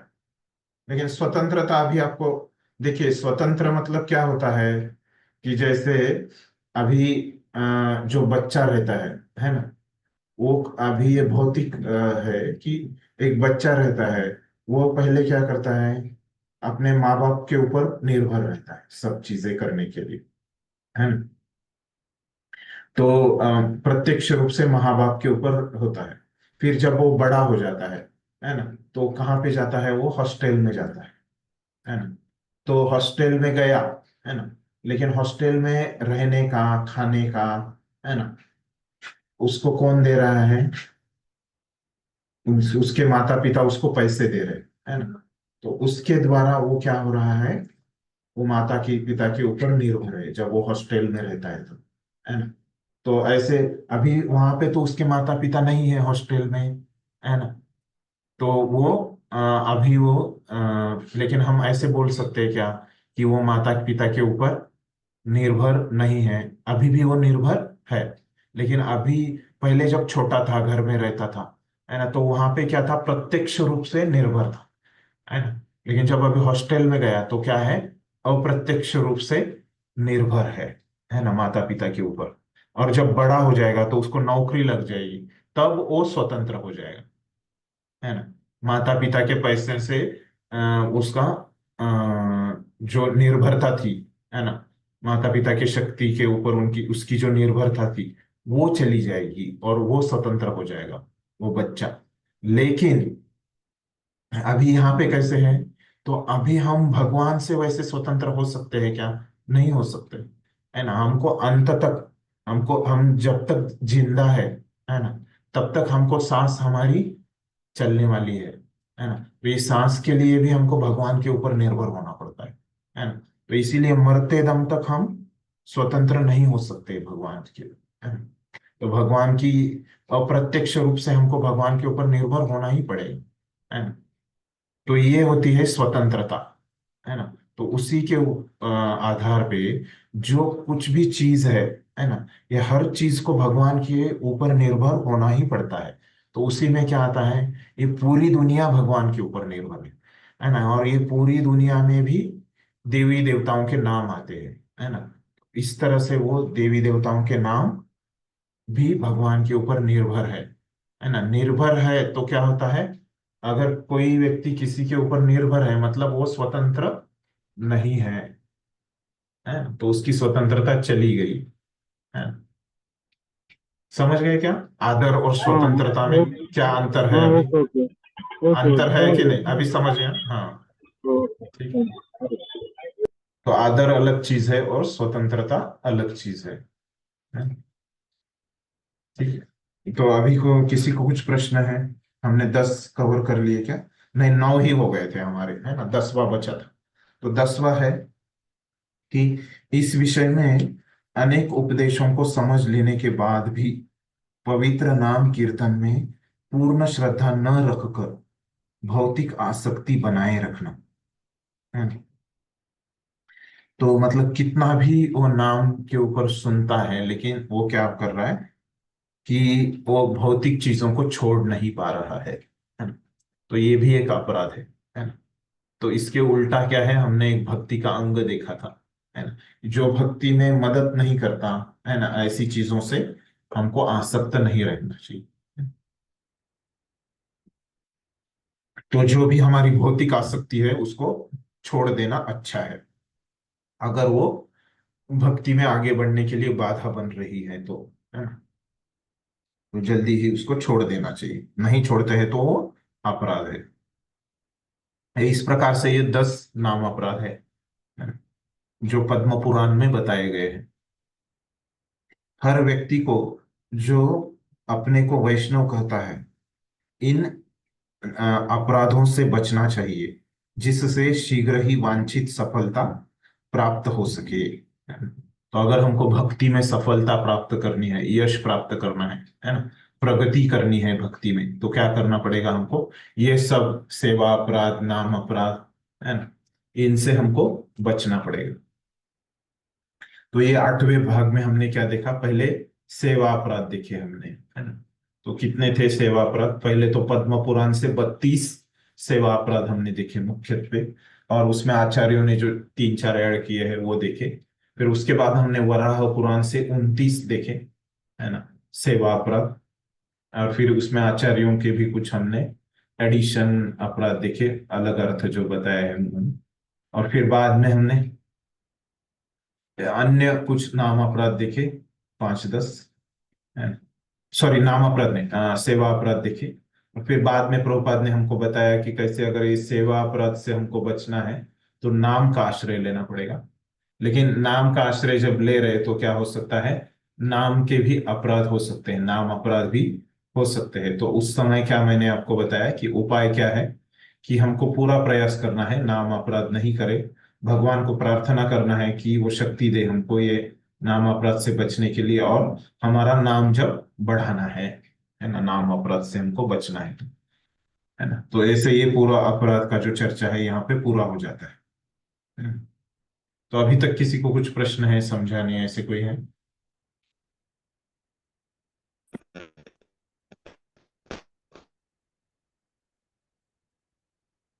माता जी आपको कुछ प्रश्न है? आपका नेटवर्क कम है लग रहा है बहुत, आवाज नहीं आ रहा है। आप मैसेज में लिख सकते हैं क्या? आवाज आपका बहुत कट रहा है, कट रहा है आवाज बहुत, हाँ आवाज बहुत कट रहा है आपका, नेटवर्क अच्छा नहीं है लग रहा है आपकी तरफ।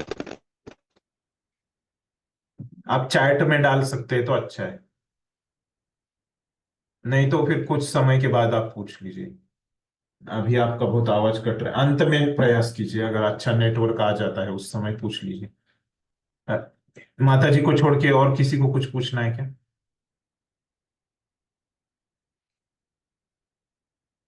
ठीक है, हम आगे जाते हैं।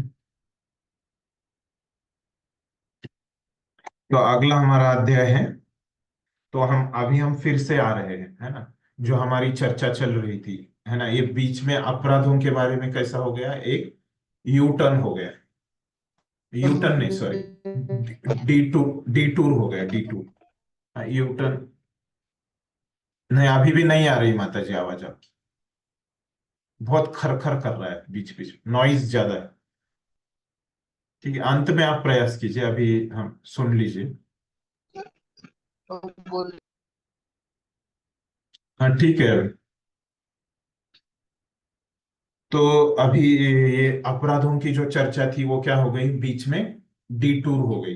मतलब क्या हो गया, थोड़ा सा हम ऐसे घूम के आ गए, अपराध थोड़ा सा विषय को छोड़ के उन्होंने बताया रूप गोस्वामी ने। फिर अभी मूल विषय पे वो आ रहे। तो हमारा चर्चा जो चल रहा था कि हम 64 हमने जो अंग देखे, है ना, तो वो अंगों का हम समझ के ले रहे थे, वो अंग उन्होंने संदर्भ क्या क्या लिए है ना, ये समझ के ले रहे। तो अभी फिर से वहां पे आ रहे, भक्ति के अंग जो बचे हुए अंग है वो बताने के लिए, है ना। अभी ये कहाँ तक चलता है, मैंने आपको बताया था ये 12वें या 13वें अध्याय तक। एक मिनट एग्जैक्टली आपको बताता हूँ, 12वें या 13वें अध्याय, हाँ 13वें अध्याय तक, है ना। ये 64 अंगों की ही चर्चा है। तो ये 13वें अध्याय तक, लेकिन बीच में एक डिटूर हो गया, 8वां अध्याय, है ना। उसमें अपराधों की चर्चा आ गई, अंगों की चर्चा बाजू में रह गई और अपराधों की चर्चा आ गई। ठीक है, तो अभी जो निंदा करके है ना, वो पढ़िए, पूरा अंग एक ही श्लोक के ऊपर लिखा है, कोई पढ़िए। जो निंदा। हरे कृष्ण प्रभु जी, पढ़ू मैं? हाँ हाँ, पढ़िए। 3 पैराग्राफ है, भगवान या वो पढ़िए। भगवान या उनके भक्तों की निंदा सहन नहीं की जानी चाहिए। इस हम्म, प्रसंग में श्रीमद् भागवत में 10:74-40 सुखदेव गोस्वामी परीक्षित महाराज से कहते हैं, हे राजन, यदि कोई व्यक्ति भगवान तथा उनके भक्तों के विरुद्ध निंदा परक विज्ञापन सुनकर उस स्थान को त्याग कर चला नहीं जाता, तो उसके सारे पुण्य कर्मों के प्रभाव जाते रहते हैं। चैतन्य महाप्रभु के शिक्षाष्टक श्लोकों में से एक में कहा गया है, भक्त को वृक्ष से भी अधिक सहिष्णु तथा तृण से भी अधिक विनीत होना चाहिए। उसे अन्यों का पूरा सम्मान करना चाहिए, किंतु अपने लिए कोई सम्मान स्वीकार नहीं करना चाहिए। इतना विनीत तथा उदार भक्त होते हुए भी जब चैतन्य महाप्रभु को श्री नित्यानंद के शरीर पर लगे घावों की सूचना दी गई, तो वे तुरंत उस स्थान तक दौड़े गए और उन्होंने जगाई तथा मधाई नामक अपराधियों को मार डालना चाहा। चैतन्य महाप्रभु का यह आचरण अत्यंत महत्वपूर्ण है। यह दिखलाता है कि वैष्णव अत्यंत सहिष्णु तथा विनीत हो सकता है और अपने आत्मसम्मान के लिए सर्वस्व त्याग सकता है, किंतु जब कृष्ण या उनके भक्तों की प्रतिष्ठा का प्रश्न आता है, तो वह किसी प्रकार का अपमान सहन नहीं करेगा। ऐसे अपमानों से निपटने के 3 तरीके हैं। यदि कोई शब्दों द्वारा वाणी से निंदा करते सुना जाता है, तो भक्तों को इतना पटु होना चाहिए कि तर्क द्वारा विपक्षी को हरा दे। यदि वह विपक्षी को हरा नहीं सकता, तो उसे चाहिए कि वह विनीत होकर केवल खड़ा न रहे, अपितु अपना जीवन त्याग दे। यदि वह इन दोनों विधियों को काम में नहीं ला सकता, तो उसे चाहिए कि वह तीसरा तरीका अपनाए और वह उस स्थान को त्याग कर वहां से चला जाए। यदि वह उपयुक्त तीनों विधियों में से कोई विधि नहीं अपनाता, तो वह भक्ति के पद से नीचे गिर जाता है। हरे कृष्ण। तो यहाँ पे क्या बोल रहे हैं, ये जो श्लोक बताया गया है, तो रूप गोस्वामी ने एक ही श्लोक में ये सब लिखा है। वो श्लोक कौन सा है? 10वें स्कंद का, है ना, 74 नंबर अध्याय का 40वां श्लोक है ना, जो यहाँ पे आपको पहले परिच्छेद में प्रभुपाद ने बताया है ना। वो क्या बोल रहा है श्लोक? तो सुखदेव गोस्वामी बोल रहे हैं महाराज परीक्षित को, है ना, कि हे राजा, यदि कोई व्यक्ति भगवान तथा उनके भक्तों के विरुद्ध निंदापरक विज्ञापन सुनकर उस स्थान को त्याग कर चला नहीं जाता, तो उसके सारे पुण्य कर्मों के प्रभाव जाते रहते हैं, है? तो उसके पुण्य कम होते हैं। ऐसे व्यक्ति जो निंदा सुनता है, तो वहां से चले जाना चाहिए। अगर चले जाता है तो नहीं होते, है ना, लेकिन वहां पे ही वो रुकता है। मतलब क्या है कि और सुनने को उसकी इच्छा है, इसलिए वो उधर ही रुकता है। तो इसीलिए उसके पूरे पुण्य कर्म चले जाते हैं, है ना? तो यहाँ पे हमको क्या है कि भक्ति का अंग क्या है कि जो हम निंदा सुनते हैं, है ना, किसी वैष्णवों की, है ना, अगर निंदा हम सुनते हैं तो उसको सहन नहीं करना है ना। तो ये बताया पहले, है ना। उसको फिर कैसे करना है अगर हम सुनते हैं, है ना, तो उसके तीसरे परिच्छेद में इसके बारे में बताते हैं, है ना। इसको अगर अगर निंदा हम सुनते हैं तो इसको अ, निपटने के 3 तरीके प्रभुपाद ने यहाँ पे बताया है। यदि कोई शब्दों द्वारा निंदा करते सुन जाता है, तो भक्त को इतना पटु होना चाहिए कि वो तर्क द्वारा अगर उसको परास्त करना चाहिए। तो पहला तरीका क्या है कि अगर हम कुछ निंदा सुनते हैं तो तर्क से वो सामने वाले को भगवान की और भक्तों से तर्क से हराना, है ना। हमको इतना पता होना चाहिए कि तर्क से हम उसको हरा पाए। अगर नहीं हरा नहीं सकते तो दूसरा तरीका आ जाएगा, है ना। तो पहला है कि हरा, अगर नहीं हरा सकते तो क्या करना है, तो वहां पे खड़ा नहीं रहना है ना। तो एक तो खुद को वहां से खुद को मार डालना है, ये प्रभुपाद ने बताया है। तो हम समझ लेते हैं प्रैक्टिकली कैसे करना, हम देख लेते हैं। पहले प्रभुपाद क्या बोल रहे हैं वो समझते हैं। तो दूसरा है मार डालना खुद को, है ना, अगर वो उसको परास्त नहीं कर पा रहा है तो। तीसरा तरीका क्या बोल रहे हैं, यदि वह इन दोनों विधियों का काम में नहीं ला सकता तो उसे चाहिए कि तीसरा तरीका अपनाए, और वो क्या है, वहां से चले जाए। खुद को मार भी नहीं सकता है, तो मारने के लिए भी क्या उसके पास हथियार वगैरह चाहिए, वो भी अगर वहां पे नहीं है तो क्या है, वहां पे वो स्थान छोड़ना है। तीसरा तरीका प्रभुपाद बोल रहे है ना। तो इस प्रकार से अगर हम निंदा कुछ सुनते हैं, अनजाने में सुनने को आती है, हम कुछ कर रहे हैं, तो ये तीन तरीके हो गए। तो ऐसे ये पहले और तीसरे परिच्छेद में बताया। तो फिर अभी दूसरे परिच्छेद में क्या बोल रहे हैं बीच में, तो बता रहे कि प्रभुपाद बता रहे कि चैतन्य महाप्रभु का संदर्भ लेते हुए वो बता रहे कि चैतन्य महाप्रभु ने शिक्षाष्टकम जो बोला है ना, उसमें उन्होंने कहा है कि तृणादपि सुनीचे न तरोरपि सहिष्णु न अमानिना मानदेन कीर्तनीय सदा हरि, है ना। ये श्लोक को लेते हुए बोल रहे हैं कि भक्तों को क्या करना चाहिए, सहन करना चाहिए।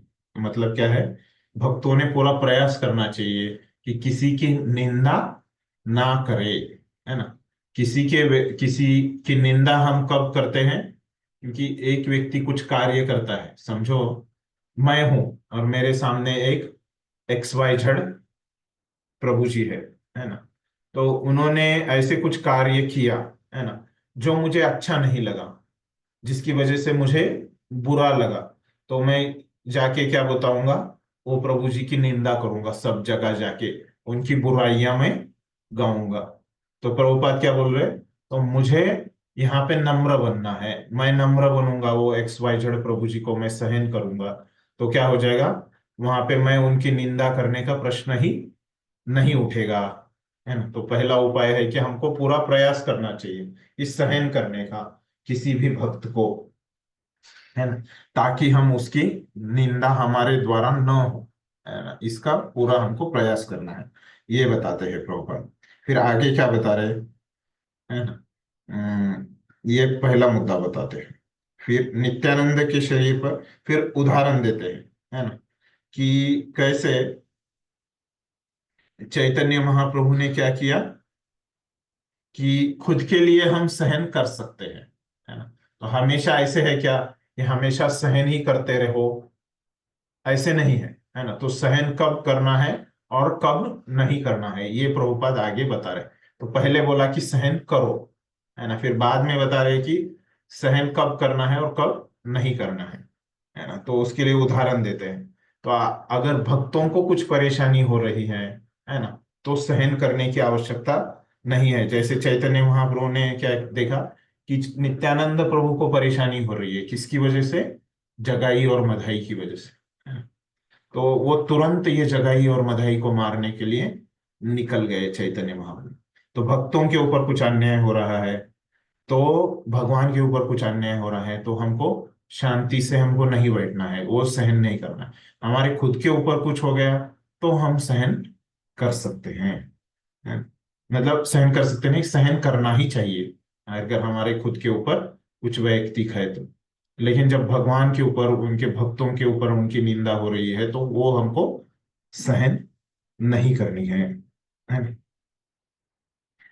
तो वो अब आगे बता रहे प्रभुपाद, वैष्णव अत्यंत सहिष्णु तथा विनीत हो सकता है और अपने आत्मसम्मान के लिए सर्वस्व त्याग सकता है, किंतु जब कृष्ण या उनके भक्तों की प्रतिष्ठा का प्रश्न आता है तो वह किसी प्रकार का अपमान सहन नहीं करता, है ना। तो अपने ऊपर है तो प्रभुपाद ने हमको सहन करने को बोला है, जो चैतन्य महाप्रभु ने बोला है उसी को दोहराया है।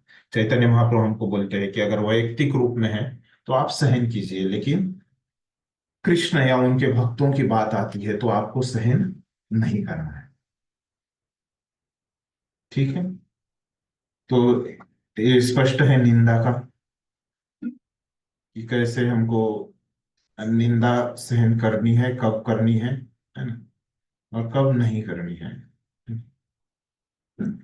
तो ये तो हो गया कि भक्तों की निंदा करने के बारे में और किसी की भी निंदा करने के बारे में, है ना।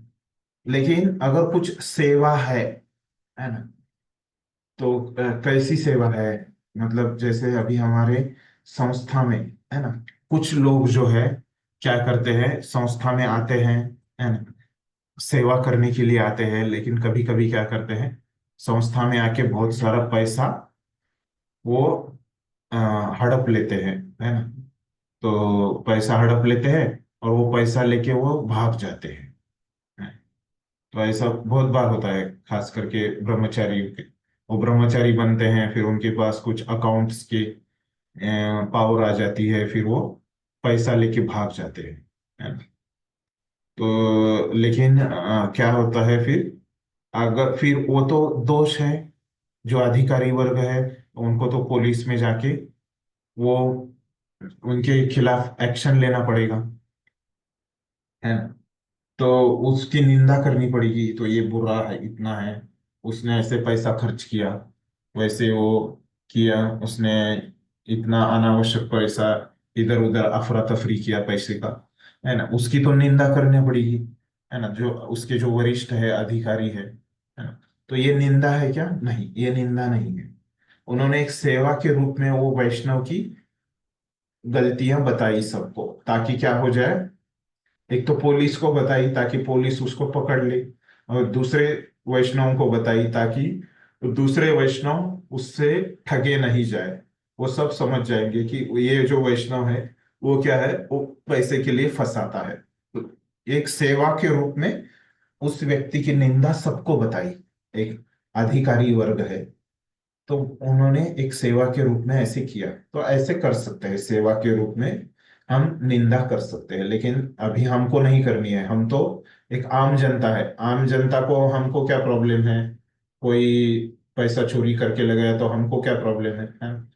तो हम क्या करना है, अगर हमको क्या प्रॉब्लम है, मतलब ऐसे नहीं है कि हमारा भी मंदिर है ना, उसका वो पैसा व्यर्थ हो रहा है, तो हम क्या कर सकते हैं कि वरिष्ठ को जाके बता सकते हैं, है ना। जो वहाँ के जो मंदिर के अध्यक्ष है उनको जाके ऐसे बता सकते हैं, लेकिन फिर हमारे दोस्त को बताने की जरूरत नहीं, वो क्या कर सकता है ना। हम देख रहे हैं कि कोई एक व्यक्ति है, वो मंदिर का पैसा गलत तरीके से इस्तेमाल कर रहा है, ये मैंने देखा, तो मुझे क्या करना चाहिए, वहां के जो अधिकारी वर्ग है उनको जाके बताना चाहिए। वो मेरा दोस्त है, उसको नहीं बताना चाहिए, अरे देखो ये एक ऐसे मैंने भक्त देखा, उसने एक 50 रुपए का कुछ खरीदा, है ना, और 100 रुपए मंदिर से लिए और 50 रुपए उसने जेब में डाल दिए, है ना। ये मैंने देखा किसी को ऐसे कुछ खरीदने को, उसको 100 रुपए मिले थे मंदिर से, और नकली बिल लेके आया 100 रुपए का, है ना। तो ये क्या है, मैंने अधिकारियों को जाके बताना चाहिए, है ना। ऐसे नहीं है कि मेरे दोस्त को बता के क्या फायदा है, मैं अगर मेरे दोस्त को बताऊंगा तो क्या हो जाएगा, ये निंदा हो गई, है ना, तो ये मेरा अपराध हो जाएगा। तो वही मैंने अधिकारी को जाके बताना चाहिए। तो इस तरह से इसको समझना है निंदा को। और एक है कि इस सेवा के रूप में निंदा हम कर सकते हैं, और दूसरा एक है कि सेवा के रूप में, जैसे आप भागवतम के दूसरे स्कंद में आप देखोगे तो सुखदेव गोस्वामी भी वहां पे निंदा करते हैं। किनकी निंदा करते हैं? भौतिकवादियों की निंदा करते हैं।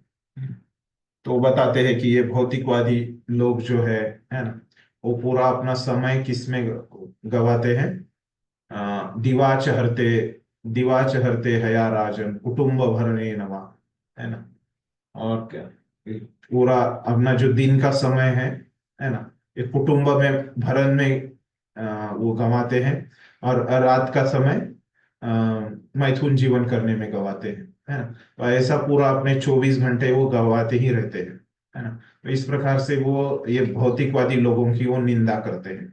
तो ये इसके पीछे उनका उद्देश्य क्या है, उनसे जो श्रवण करने वाले हैं वो परीक्षित महाराज, है ना, तो वो क्या करें, अच्छे से समझ पाए, है ना, ये भागवतम वो समझ पाए कि ये भौतिकवादी लोगों का जीवन उतना अच्छा नहीं है, इस भाव से वो निंदा करते हैं।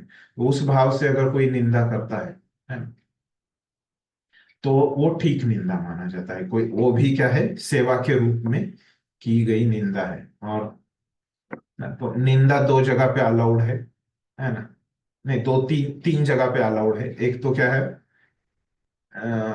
नहीं, दो जगह पे है अलाउड है ना। एक तो अथॉरिटी के लिए अलाउड है, और एक सेवा के रूप में अगर कोई जैसे सुखदेव गोस्वामी वे प्रवचन में बोल रहा है तो ऐसे 2 जगह में अलाउड है ना।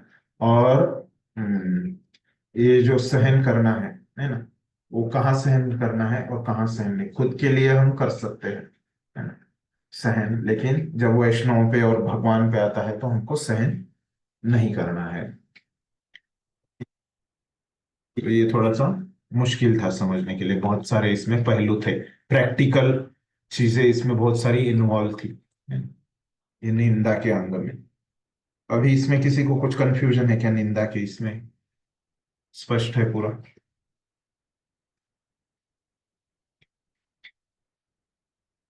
ठीक है, तो हरे अगला कृष्णा अंग। प्रभु जी। बोलिए। प्रभु जी, अगर कोई कुछ गलत कर रहा हो, शायद अगर हमें टेम्पल में ही कुछ गलत दिख रहा हो, तो जब हम क्या किसी से दूसरे से अगर इस बात की अगर हम चर्चा करेंगे तो क्या वो निंदा की श्रेणी में आएगा? निंदा की भी आएगा और अपराध की श्रेणी में, उससे आगे चला जाए, है ना।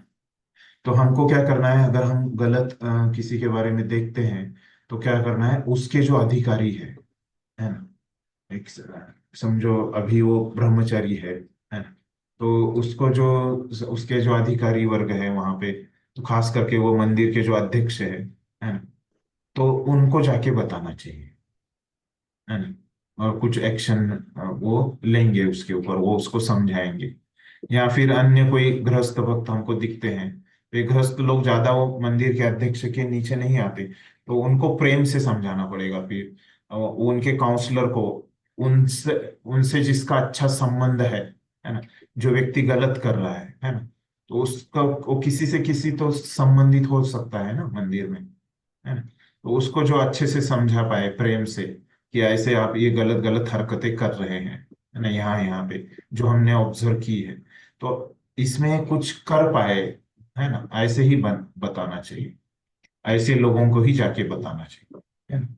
जो लोग उसके लिए कुछ कर नहीं सकते, अभी मैं मेरे दोस्त को बताऊंगा तो क्या हो जाएगा, एक तो प्रजल्प हो जाएगा, और प्रजल्प होने से हमको पता है कि ये प्रजल्प क्या करता है, भक्ति को हानिकारक करता है, हमने देखा उपदेशामृत में, है ना, ये व्यर्थ की चर्चा हो जाएगी। फिर दूसरा क्या हो जाएगा, मेरे द्वारा वो जो भक्त है वो भी भक्ति है ना, जिसकी मैं बुराई कर रहा हूँ, है ना, भले ही वो अभी उसको उसका जो वैष्णव गुण उसमें नहीं है इसलिए वो गलत हरकत कर रहा है, लेकिन चैतन्य भक्त की तो अनेक व्याख्या है ना, जो एक बार भी कृष्ण बोलता है तो वो भी भक्त है, चैतन्य महाप्रभु ने बोला है ना। तो इस तरह से हमको उसको भक्त ही समझना चाहिए, और अभी वो पूर्ण नहीं है, शुद्ध भक्त नहीं है, पूर्णत्व वाला भक्त नहीं है, वो भी साधक भक्त है, इसलिए वो अभी गलती कर रहा है ऐसे, है ना।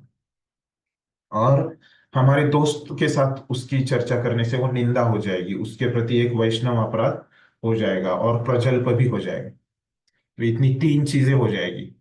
तो इसीलिए उसके बारे में चर्चा जो है, एक तो उसके काउंसलर, है ना, या उसकी उसको जो व्यक्ति समझा पाए, है ना, कि तुम ये गलत कर रहे हो, ये इस प्रकार का तुम्हारा जो ये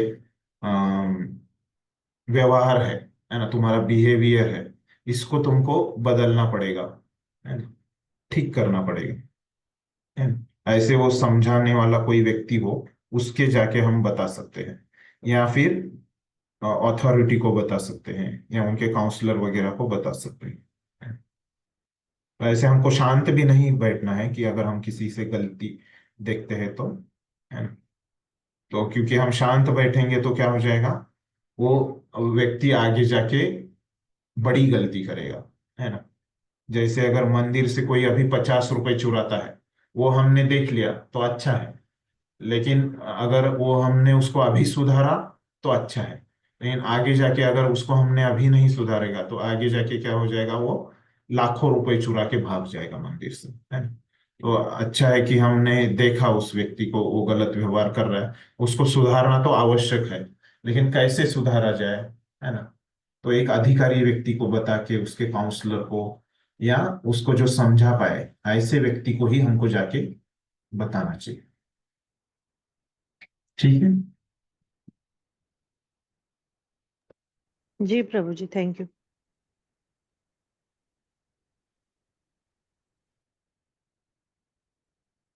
यहाँ पे चैट में एक प्रश्न आया है कि घर में भी हम किसी भक्त का व्यवहार नहीं पसंद करते हो तो उन्हें कैसे बताएं, है ना। तो घर में अगर हमको किसी व्यक्ति को ये नहीं आ रहा है ना, तो समझो वो व्यक्ति जो है, जैसे मैं घर में एक सदस्य हूँ, है ना, तो अभी हमारा एकत्र कुटुंब है ना। तो भी हम क्या कर सकते हैं, अगर किसी जूनियर का हमको गलती दिखाई पड़े या हमारे इक्वल संबंधी वालों को गलती दिखाई पड़े एकत्र कुटुंब में, है ना, तो उनके वो वहां पे भी वरिष्ठ होते हैं, है ना, और वरिष्ठों में अगर गलती दिखाई पड़े, है ना, तो घर में, है ना, तो अगर हमारे वरिष्ठ घर में गलती करते हैं तो क्या है, हमारे सब परिवार के एक काउंसलर तो होते हैं ना, तो वो काउंसलर को हमने बताना चाहिए, है ना, कि वो उनको समझाए, है ना, जो गलती कर रहे हैं, है ना, पूरे परिवार के जो काउंसलर है, जो शिक्षा गुरु है, उनको हमको बताना चाहिए, है ना। तो जिनकी बात, वो जो व्यक्ति गलती कर रहा है वो किसी की तो बात मानता होगा, किसी के तो वो सामने जाके झुकता होगा, ऐसे व्यक्ति को बताने से क्या हो जाएगा, वो व्यक्ति उसको बताएगा कि तेरी यहाँ यहाँ पे गलती है, तो वो स्वीकार करेगा। हम उसको डायरेक्टली बताएंगे तो क्या हो जाएगा, हमारा उसका झगड़ा हो जाएगा, है ना। तो अच्छा है कि जिस व्यक्ति की वो सुनता होगा, है ना, उस व्यक्ति को जाके हमने बताना चाहिए, फिर वो, तो क्या हो जाएगा कि कुछ प्रैक्टिकल एक्शन वहां पे हो जाएगी उस व्यक्ति के ऊपर।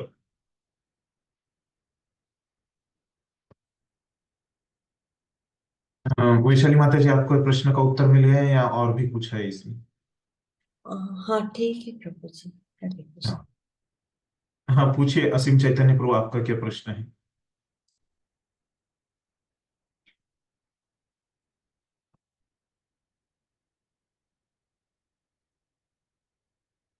आप म्यूट अनम्यूट नहीं कर पा रहे क्या खुद को,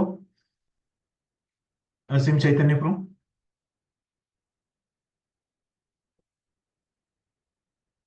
अनम्यूट कीजिए अपने आप को,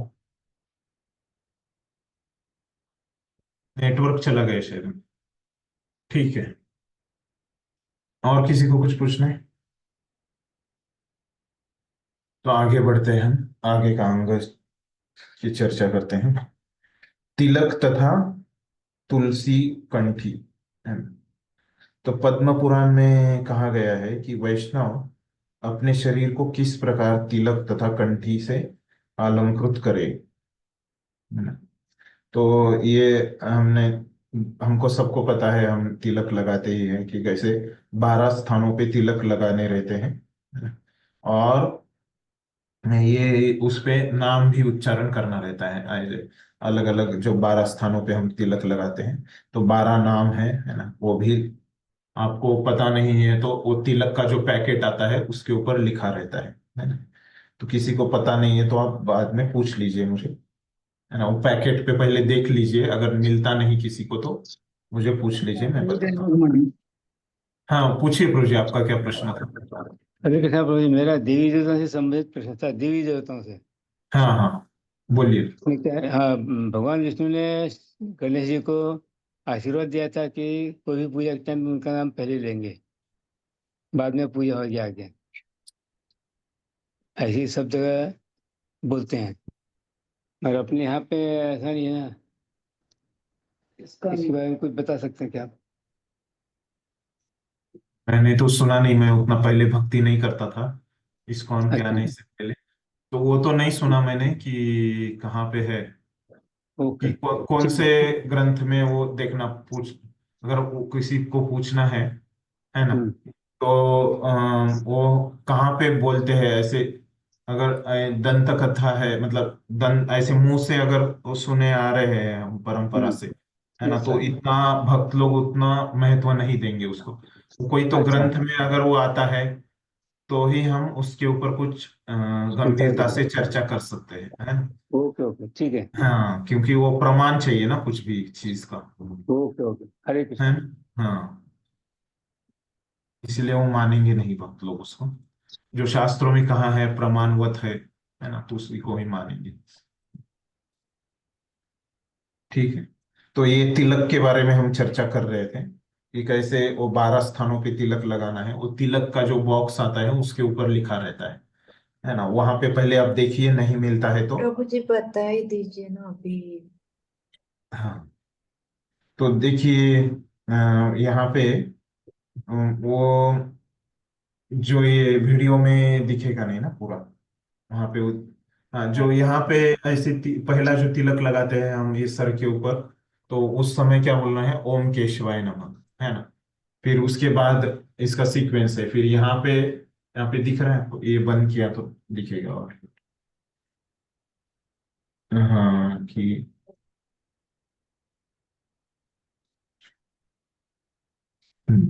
तो यहाँ पे ऐसे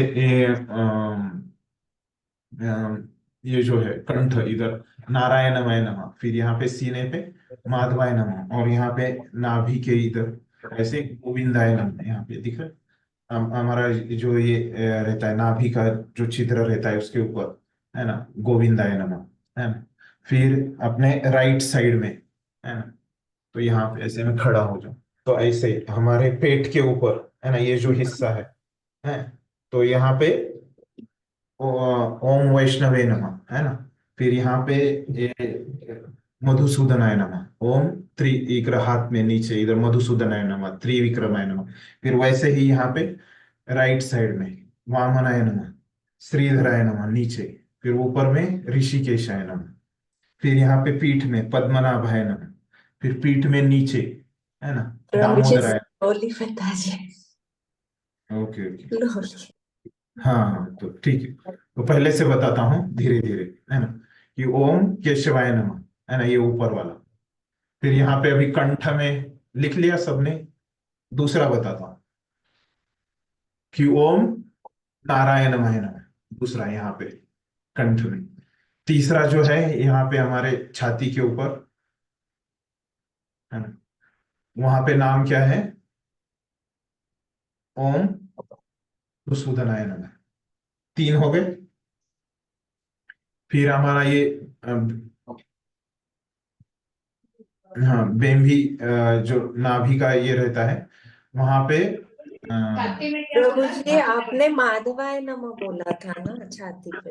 हो, छाती पे माधवाय नमः, बराबर। नारायणमय नमः कंठ में, छाती पे माधवाय नमः, और फिर नीचे उसके अपने नाभि के इधर वहां पे गोविंदाय नमः। चार हो गए, देखिए, ठीक है।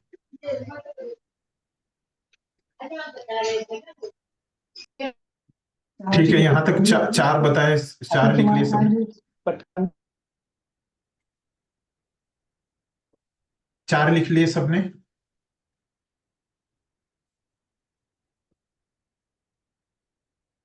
फिर अभी यहाँ पे इधर लेफ्ट साइड के ये पेट जो है हमारा, ये देख लीजिए, यहाँ पे ये जो पेट है ना, तो यहाँ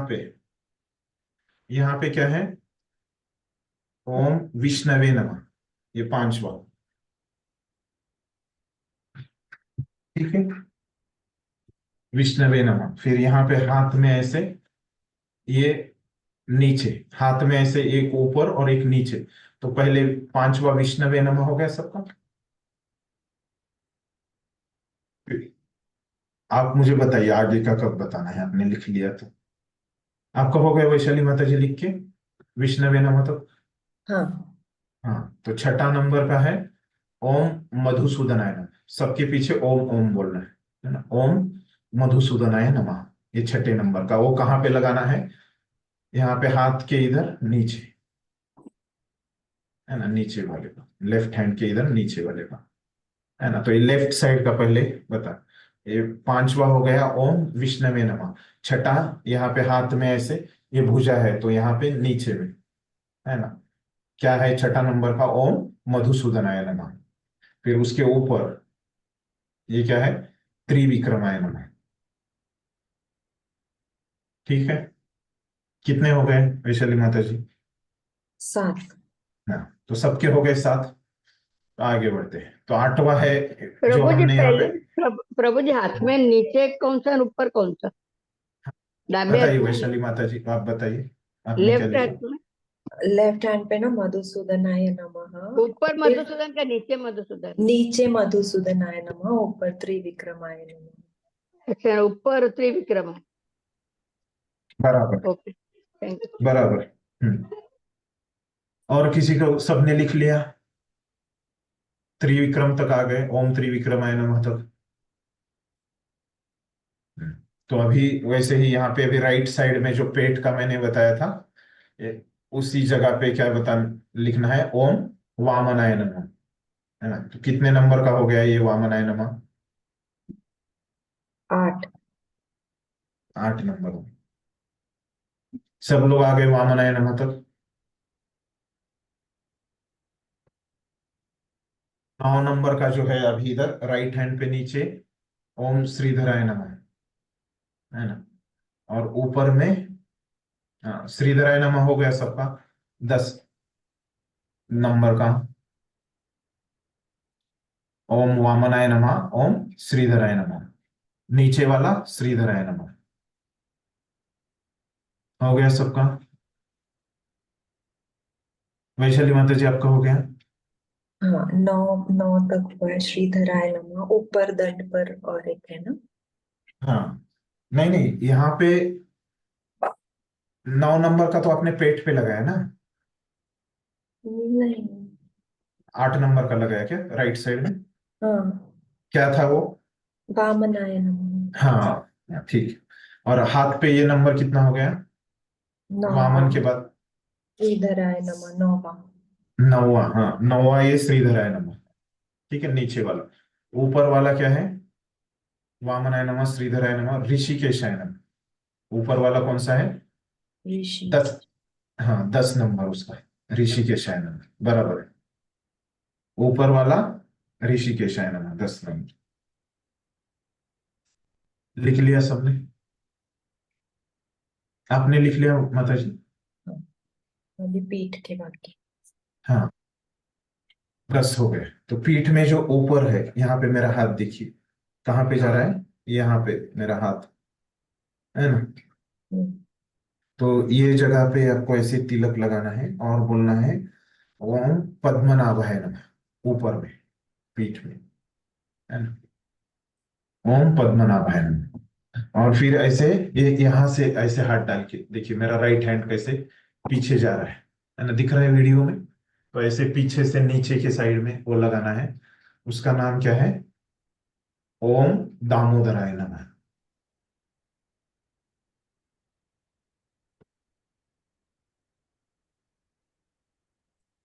ये कमर पर नहीं जाता है ना, पीठ पे ही रहता है ना, हाँ, यहाँ पे ऐसे। अभी वो मैं पीछे नहीं मुड़ के, यहाँ पे ऐसे, पीछे ऐसे पीठ पे, यहाँ तक ऐसे दिख रहा है, यहाँ पे ये जगह है। और वो जो पहले वाला जो था वो यहाँ पे इधर दिख रहा है। हम्म, ये पद्मनाभाय नमः हो गया, इधर ये दामोदराय हो गया, है ना? तो ये हो गए 12 नाम हो गए।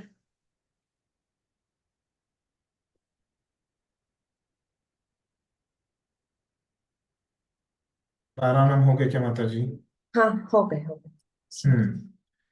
तो ये 12 नाम ले रहे हैं 12 जगह पे। यहाँ पे आप देखोगे अभी, कहाँ पे?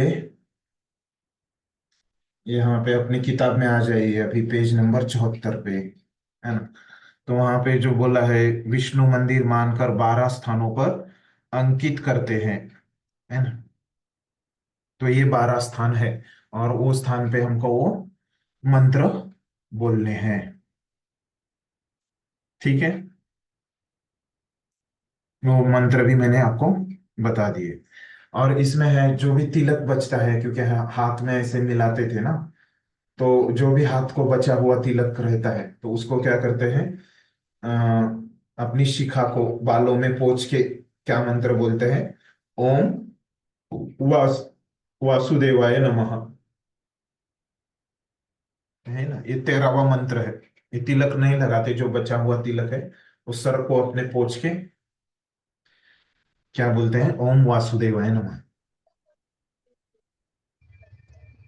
ठीक है।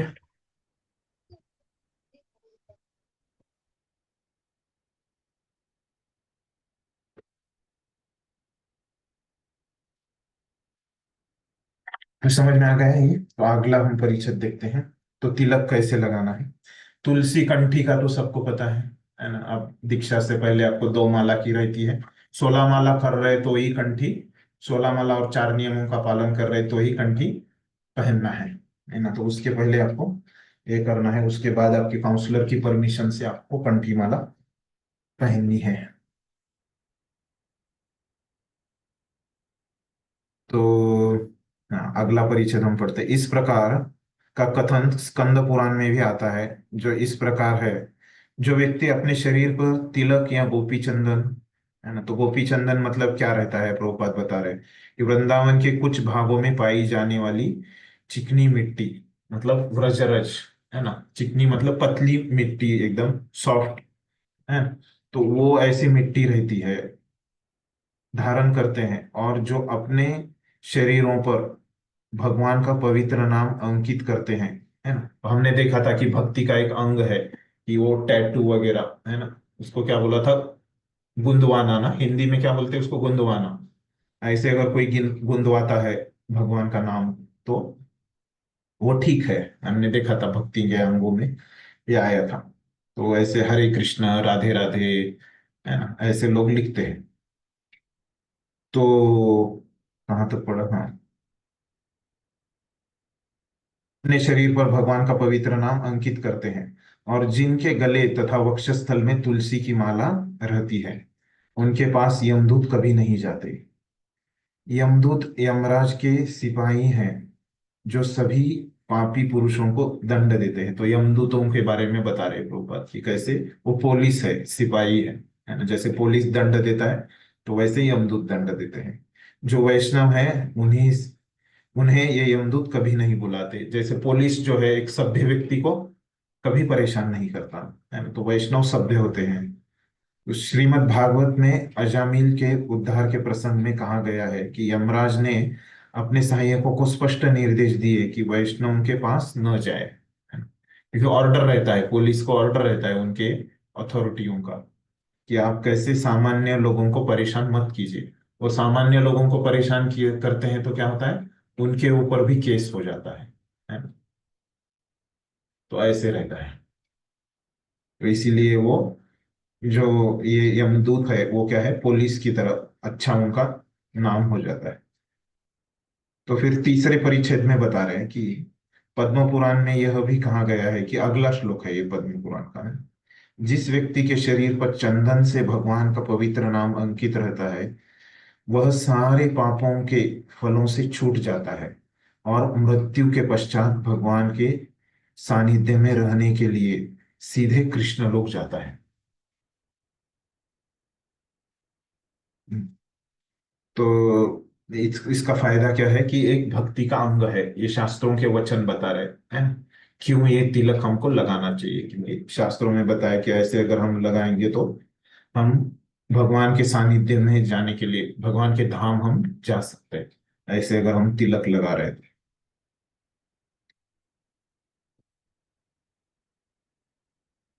फूल मालाएं स्वीकारना, है। तो कोई पढ़िए ये। तो भगवान को अर्पित की हुई फूल माला हमको स्वीकारनी चाहिए, ये भी एक भक्ति का अंग है। ये 2 परिच्छेद कोई पढ़िए। मैं पढ़ू पप्पू जी, मैं पढ़ू, प्रभु जी पढ़ू। हाँ पढ़िए माता जी। आवाज आ रही है? हाँ अभी आ रही है। आपका प्रश्न है वो भी पूछ लीजिए, क्या है हाँ पहले। ना, प्रश्न वो अपराधों के बारे में कौन सा अपराध बोले थे? सेवा अपराध 32, तो 29 में क्या लिखना है? आप जरा वो पीछे जा रही है सर, वो माइक के पास में आके पूछिए। अच्छा आ रहा है आपका आवाज, लेकिन बहुत छोटा आ गया, मुझे सुना ही नहीं दी। अभी आया, आवाज आया? हाँ अभी ठीक आ रहा है, जरा माइक के पास आके बोलिए। वो जो 29 अपराध बोले ना, हाँ उसका क्या है? जैसे सेवा अपराध में 32 बोले बोले हाँ, वो भी सेवा अपराध नहीं है। जो 29 है वो भी सेवा अपराध वो नहीं भी है। सेवा अपराध।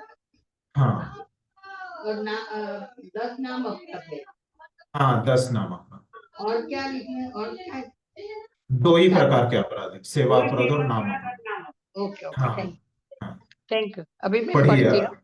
हाँ, फूल माला आपके वहां पे स्वीकार। बैकग्राउंड में बहुत नॉइज आ रहा है, कि कोई और पढ़ लीजिए, है ना। छोटा बच्चा कोई ये कर रहा है, रो रहा है। ओके हाँ हाँ, किसी को और को पढ़, कोई और पढ़ लीजिए, जो अकेले बैठे हैं कहीं शांति में बैठे हैं, वो पढ़ लीजिए। और कोई है, वैशाली माता जी को छोड़ के और कोई पढ़ लीजिए। हरे कृष्ण प्रभु जी, मैं ही वापस से पढ़ दूं। हाँ पढ़िए पढ़िए। हाँ। फूल मालाएं स्वीकार करना। अगला निर्देश यह है कि मनुष्य को अर्चा विग्रह को अर्पित की गई पुष्प मालाएं पहननी चाहिए। इस हम्म। संदर्भ में श्रीमद् भागवत में 11.6.46 कृष्ण से उद्धव कहते हैं, हे कृष्ण, मैंने आपके द्वारा प्रयुक्त और भोगी गई वस्तुएं यथा फूलों की मालाएं, साधुओं के वस्त्र, अलंकरण तथा वस्तुएं ग्रहण कर ली हैं, और मैं आपके उच्चिष्ट भोजन को ही खाता हूँ, क्योंकि मैं आपका तुच्छ दास हूँ। इस तरह मुझे विश्वास है कि भौतिक शक्ति माया का जादू मुझ पर नहीं चल पाएगा। इस श्लोक का अर्थ यह है कि जो व्यक्ति गोपी चंदन के तिलक से शरीर को अलंकृत करने के विधान को अपनाता है और कृष्ण को की अर्पित की गई मालाएं धारण करता है, उसे माया अपने वशीभूत नहीं कर सकती। मृत्यु के समय यमदूत के दूत उसे अपने पास नहीं बुलाते। यदि वह सारे वैष्णव नियमों का पालन नहीं भी करता, किंतु यदि वह कृष्ण प्रसाद ग्रहण करता है, तो वह क्रमशः वैष्णव पद को प्राप्त करने का पात्र बन जाएगा। इसी प्रकार स्कंद पुराण में ब्रह्मा जी नारद से कहते हैं, हे नारद, जो व्यक्ति कृष्ण को अर्पित फूलों की माला को अपने गले में धारण करता है, वह समस्त रोगों तथा पाप कर्मों के फलों से मुक्त हो जाता है और पदार्थ के कल्मश से क्रमशः छूट जाता है। हरे कृष्ण। धन्यवाद माता जी। तो यहाँ पे हम देखते हैं कि दो श्लोक शास्त्रों से बताए गए हैं, है ना। तो एक तो बता रहे हैं कि 11वें स्कंद का एक श्लोक, और दूसरा श्लोक है स्कंद पुराण का। तो 11वें स्कंद का जो श्लोक है, तो वहां पे उद्धव जी क्या बता रहे हैं कि अगर हम ऐसे भगवान को अर्पित की गई मालाएं वगैरह अगर हम खुद पहन लेते हैं, तो क्या होता है कि हम माया से दूर रहते हैं, है ना। तो इसका अर्थ समझाते हुए प्रभुपाद ने क्या बोला है कि व्यक्ति गोपी चंदन के तिलक से शरीर को अलंकृत करने के विधान को अपनाता है और कृष्ण की अर्पित की गई मालाओं को धारण करता है, तो क्या होता है, वो माया से वशीभूत नहीं होता, है ना। तो आसान रहता है भक्ति करना। माया के वश में आते हैं तो भक्ति करना मुश्किल जाता है ना। तो एक कृपा मिलती है। और मृत्यु के समय यमदूत भी स्पर्श नहीं करते अगर कोई ऐसी भगवान की माला पहनता है। तो खास करके जब कोई बीमार है, तो मंदिर से माला लेके जाते हैं भक्त लोग, उनके लिए तुलसी माला, तुलसी लेके जाते हैं, तुलसी के पत्ते, है ना। तो लेके जाते हैं, कोई बीमार है हॉस्पिटल में वगैरह। तो ये पहले श्लोक में है। दूसरे श्लोक में क्या है कि उसमें तो स्पष्टता से बता दिया है कि कैसे ऐसे अगर कोई धारण करता है तो रोग, पाप, कर्म और कल्मश से वो व्यक्ति छूट जाता है। तो ऐसे ये दो श्लोकों के द्वारा समझा रहे हैं कि कैसे एक भक्ति का अंग है भगवान की मालाएं स्वीकार करना। यहाँ पे हम रुक जाते हैं आज के लिए, 3 मिनट ज्यादा हो गए, क्षमा कीजिए।